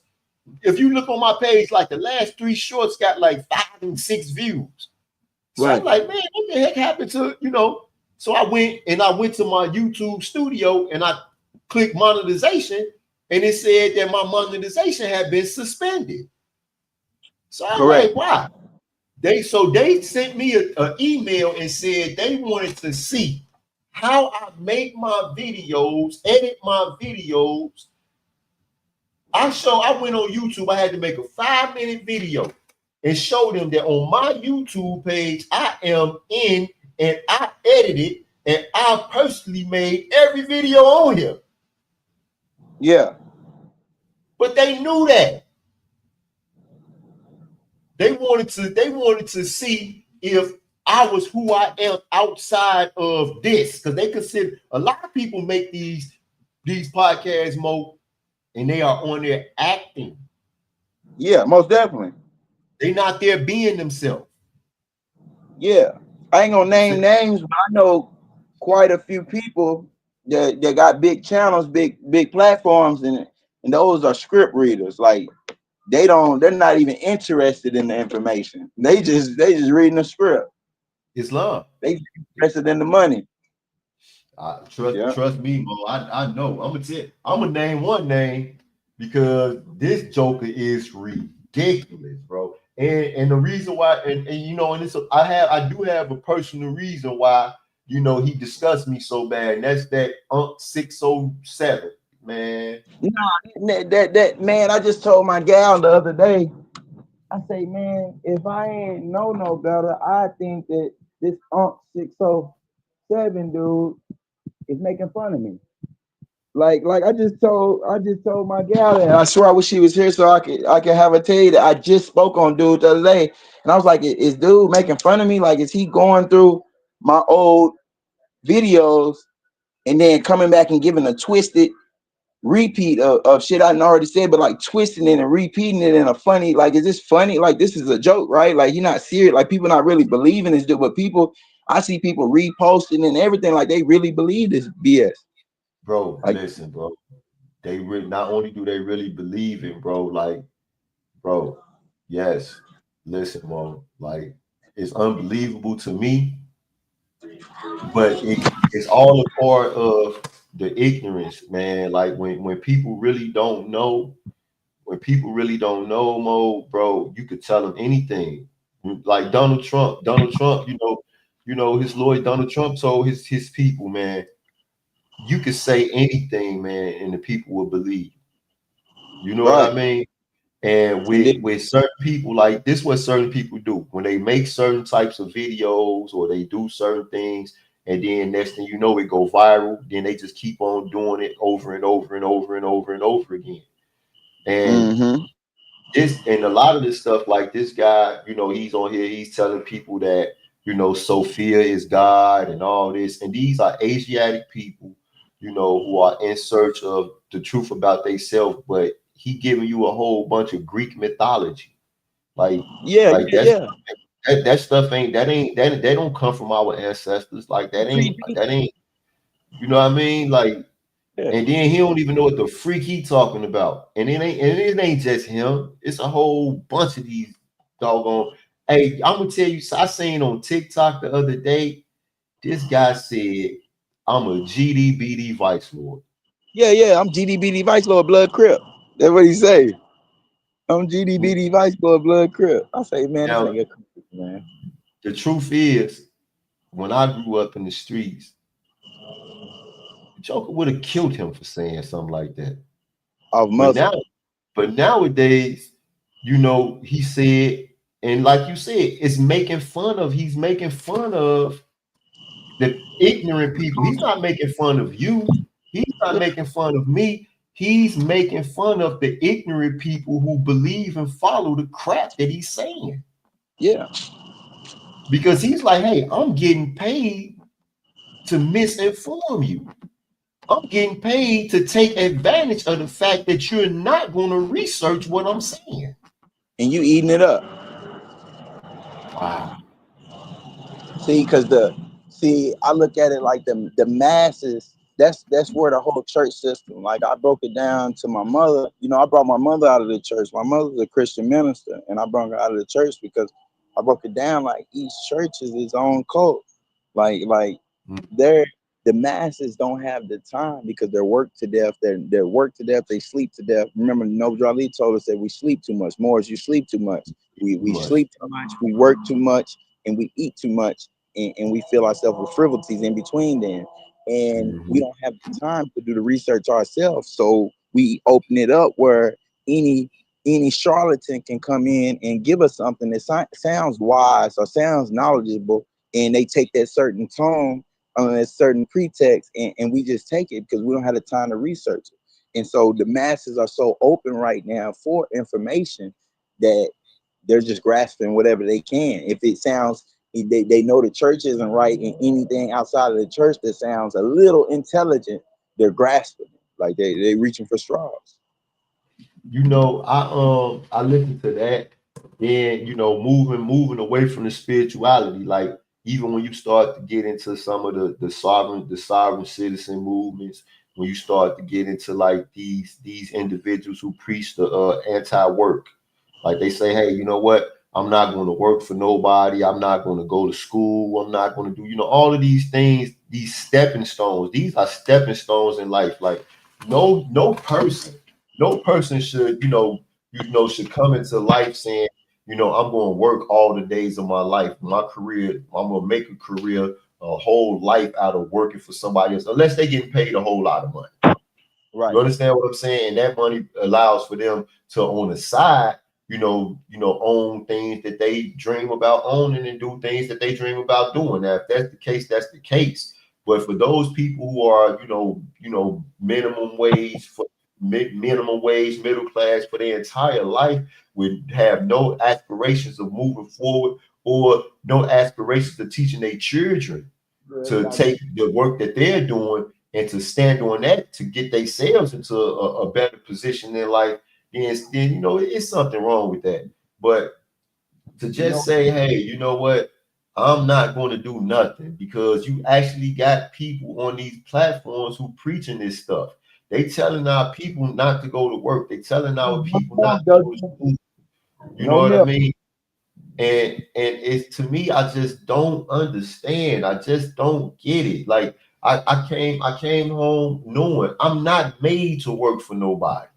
Indeed. You understand me? Like I was a young person and I was selling dope, and I'm just not made to work. But I know for a fact you got to pay bills out here, man. You got to put food on the table. You got to do things. But for a certain amount of time, while you can actually put you put your plan into well, that's a part of the plan. But until it can actually get to the point where you don't have to go to work for somebody, it's absolutely irresponsible, and it's an act of treason. If you got a family and you don't put that's treason, man. Man, you still gotta apply to that situation. What you just said, how you can have dreams and goals and know that you're not supposed to work, and know that there's things you must accomplish.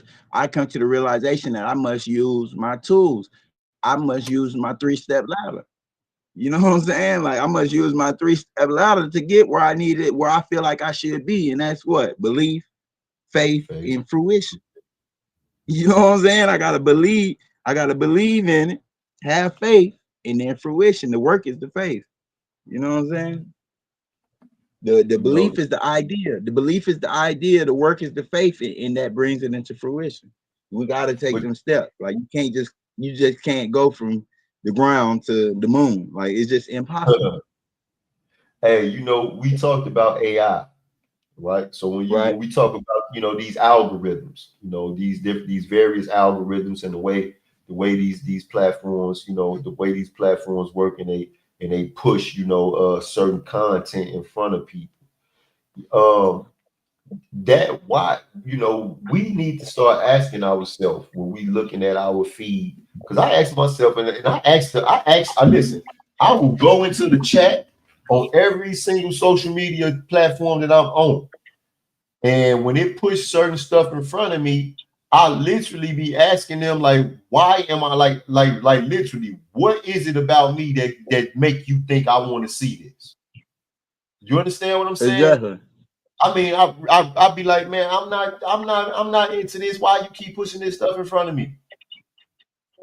You understand Exactly. what I'm saying? Because, but then, you know, when we start having conversations and bills like this, you know, it's like, they don't push this stuff out too far. Like, one thing I learned about my own content in particular is it doesn't matter what I do. My content goes to members of the Moorish Science Temple of America exclusively. Because The that's only way we push beyond to other is people who are following me. You know, they chose to follow me some type of way. They bumped into my stuff. But as far as like how far it's gonna go, members of the Moorish Science Temple, my business pages, like when it say it's suggesting all members of the Moorish Science Temple of America, bro, it's a different email, different address, different phone number, different everything. It's a business. And this is on every single platform, from Instagram, LinkedIn, Nextdoor, Yelp, doggone Google Ads, everything, you name it. And it's constantly trying to push my stuff to members of the Moorish Science Temple of America. and that's because that word niche, NICHE, that's why I mentioned it when we were in, and I mentioned it since we've been out. I say, man, I don't necessarily publicly align myself with the temple because I never explain it like it's a niche. Like once the algorithm know that you're in that niche, it doesn't want any new members coming in. They don't want to enlarge the members of the Moorish Science Temple of America. Just like look at the flat earth community. If you put flat earth as a hashtag in your video, it's not gonna go out to anybody but flat earth. If they know your video has something to do with Moorish Science Temple of America, it's not going to nobody but Moors, because they don't want to allow certain topics, certain niches, certain schools of thought. They don't want people embracing. They don't want to push it to 200 million people that haven't never even heard of Noble Drew Ali. You know what I'm saying? There's 200 million people that's never even heard of the prophet. They don't want not one of those catching wind of it. So the algorithm is going to naturally make sure that nobody catches wind of it. They're only going to push it to the conscious community. And not only the conscious community, they're not going to push it to the Egyptian. They're not going to push it to the Hebrew. They're only going to push it to the Moor. And that's why I make sure I make sure to keep my content not niche based. You know what I'm saying? Because they're only going to push it to certain people. Islam, Yeah, that's just how they got it set up. They got not because of the original temple, not because of the 1928 or not even the 1934 or any other group of Moors who are following just the teaching of Noble Drew Ali, not these people, but because of the sovereign Moors that they've listed the Moors as a terrorist group. You know what I'm saying? The Moors is a terrorist group, you know what I'm saying? And they don't want to push it. Like they feel like this is the teachings of Al-Qaeda. Like, you know what I'm saying? If I was on here, but now on the flip side of that, push you it to got people those that now those Moors that be on YouTube cussing and fussing and saying, you know, and rambling on about a bunch of nonsense. They get a whole lot of views, Mo. Listen, they get a whole lot of views. And you know how the rap industry got gatekeepers? They got gatekeepers within this community, within this conscious community. And when I say conscious community, I mean anybody teaching spiritualism to anything outside of mainstream thought. And I ain't gonna lie, Mo, like to really get into this to get into that conscious community, man, you got to go to the east. You got to go sit on that couch. You got to go to Sinella. Like that's really the gatekeeper of this conscious community right now. Like you got to go through Sinella. Like even the Moors that do got high, they all been on that couch. They've been through Sinella. You know what I'm saying? Like that it's just how it is. You got to come through. Even the Hebrews, like you got to go through House of Consciousness. If you ain't been through Sinella and House of Consciousness, you ain't really gonna get no views. You really ain't gonna get no traffic. You know what I'm saying? It's just how it is. They got gatekeepers within this YouTube shit. Like the algorithm take you so far, but the algorithm is biased. But it's also like you gotta go through the gatekeepers. Yeah, it's gatekeepers in this. I want to say this, right? Because I'm a chess player. Right. So I be playing chess. I be playing this on the chess app. The brother Maurice Smithfield, he hit me to the chess app. So I be playing a lot of people on there, but the main thing I've been playing the robots on there. And I tell my wife, I say, I'm not gonna let these robots beat me. I just was saying the same thing. I was telling my wife that the other day. I said, man, I can't let the computer be kicking my butt. I cannot get past expert level. They got more levels, but I can't get past there. I started at expert, and I'm running through all the. I got four expert bots left. Then I'm gonna beat the masters, right? But okay, yeah, I'm at master. I be expert. I'm at master. I can't get past master level. So then I sit down with my Chat GPT, and I debate Chat GPT. Like I had a debate with Chat GPT about the origin of human life, and I make the Chat GPT yield. Yeah. Listen, Mo. I'm not going to allow for the algorithm to win. Right now, I just gotta feel. One thing. Remember the prophet Jesus, right?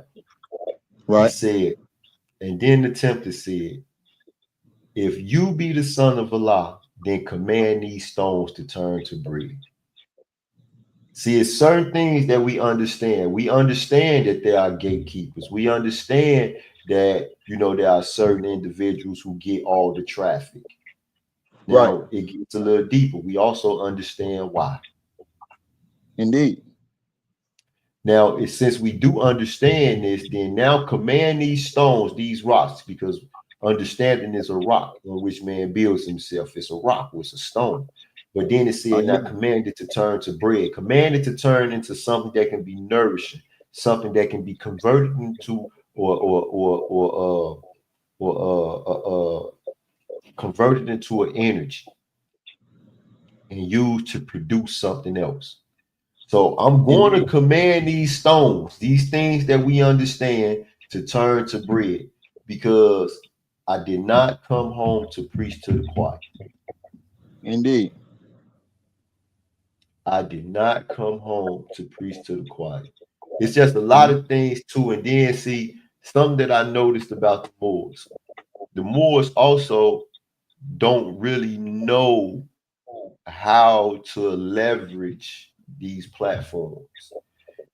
You will sit there, and this time I noticed, like I'll make a video gets 700, 800, 1,000 views. That's 700, 800, or out of 700 or 800 or 1,000 views, then I know that at least 78% of these people are Moorish Americans. Indeed. The Moors, they don't push the like button. They don't push, and then they go on Facebook and they keep giving you thumbs up. So they doing that because they showing you love, they like it, but they don't understand that a thumbs up has no impact on the algorithm. So a lot of people ask me, I had to explain to my woman. She was like, why you always harden all of this stuff? I said, because it has an impact on the algorithm, and I want if the people have content that I really like, then I heart it, because I want the algorithm to understand that I appreciate the content. See, because I understand how to leverage the platforms. For one, that's how I got monetized in less than 3 months. You understand what I'm saying? So but our people really don't. Whereas in other communities, so and plus it's a pride thing, you know. It's an ego thing, you know. And so we got a long way to go. We got a very. I ain't gonna lie, right? This one thing I kind of cracked the code by myself when I started YouTubing back in 2018. Like, it wasn't really nobody teaching about the algorithm and stuff. And I kind of figured out like that it go off of like hitting the like button, like on YouTube, hitting the like button, hitting the like button, shares, and also how much traffic it get in the first few minutes. Or and then not only that, how much traffic, because it can get a bunch of traffic, but if these only 30 seconds is a view, but if you get 100 views in the first 10 minutes, but yet your video is 5 minutes long or longer, and you only getting 30 seconds, which is a view, or you only getting 60 seconds in your video will jump at the beginning, but once the algorithm is going, it's going to see like, wait a second, people are interested in this video, or people aren't interested. It can even tell where the thumbnail and the title is attracting people to really take a look, but then after a while they're like, oh no, you know what I mean? Yep. And then this another thing, people honestly, this is something I learned in the it was either YouTube Academy or another little online course I took about streaming. You gotta literally, some people are just hating, they don't want to do it, or etc. But a lot of people be so focused on the video that they forget, and that you literally have to put a command prompt into every video. Like, you literally, that's why every video, like you see the big channels, it'll be like, man, why are they putting in this command prompt to say like, make sure you like the video, subscribe, and hit the and leave a comment? That's because people honestly don't know. I mean, people honestly won't do it unless you command them to. So that command prompt is very important, because a lot of people just don't know to do it. You know what I'm saying? So you got to put that command prompt in there. Yeah. This man, so that's a ball game, Mo. I'm finna get ready and go big back. My nephew and them, they done back there. They got some turkey burgers and some baked beans. I'm fixing to get ready to go attack these turkey burgers and baked beans like a madman. I gotta answer the door, Mo. You can close that. I gotta answer the door. All right, Mo. All right, y'all. Peace and love. And peace and love. Y'all know what I do. I just hit the end stream. Paradigm Shifting Podcast. Peace. All right. Now that goes against everything that you've been taught your whole life. Everything you've been taught your whole life. You've been taught that you think with your mind. But in the Quran, it talks about what the mind does. Think about some of the things the Quran says about the mind. Jesus said, let us forget the body. He said, let us forget the flesh and go with mind. And go with mind. So therefore, he is identifying that the mind is a vehicle that we could use to transcend boundaries, that we could use to transcend time and space. So when the Prophet Muhammad, he talked about going from Mecca to Jerusalem and back to Mecca in one night, the night's journey. How did he travel? He said he traveled on an animal called Barak, and this animal in one stride, he moves as far as his eyes could see at the speed of thought. At the speed of thought, he was traveling with the mind. You understand what I'm saying? What else did he say about the mind? He said these tools remind me of the ones we handle in the workshop of the mind. So he's telling us that there is a workshop in the mind. And he's saying where we build up thought. He said where things are made of thought and where we build up character. Now he's telling us what we're supposed to be doing in the workshop, but that's not what you have to do, because your mind is yours. You can change it when you want to.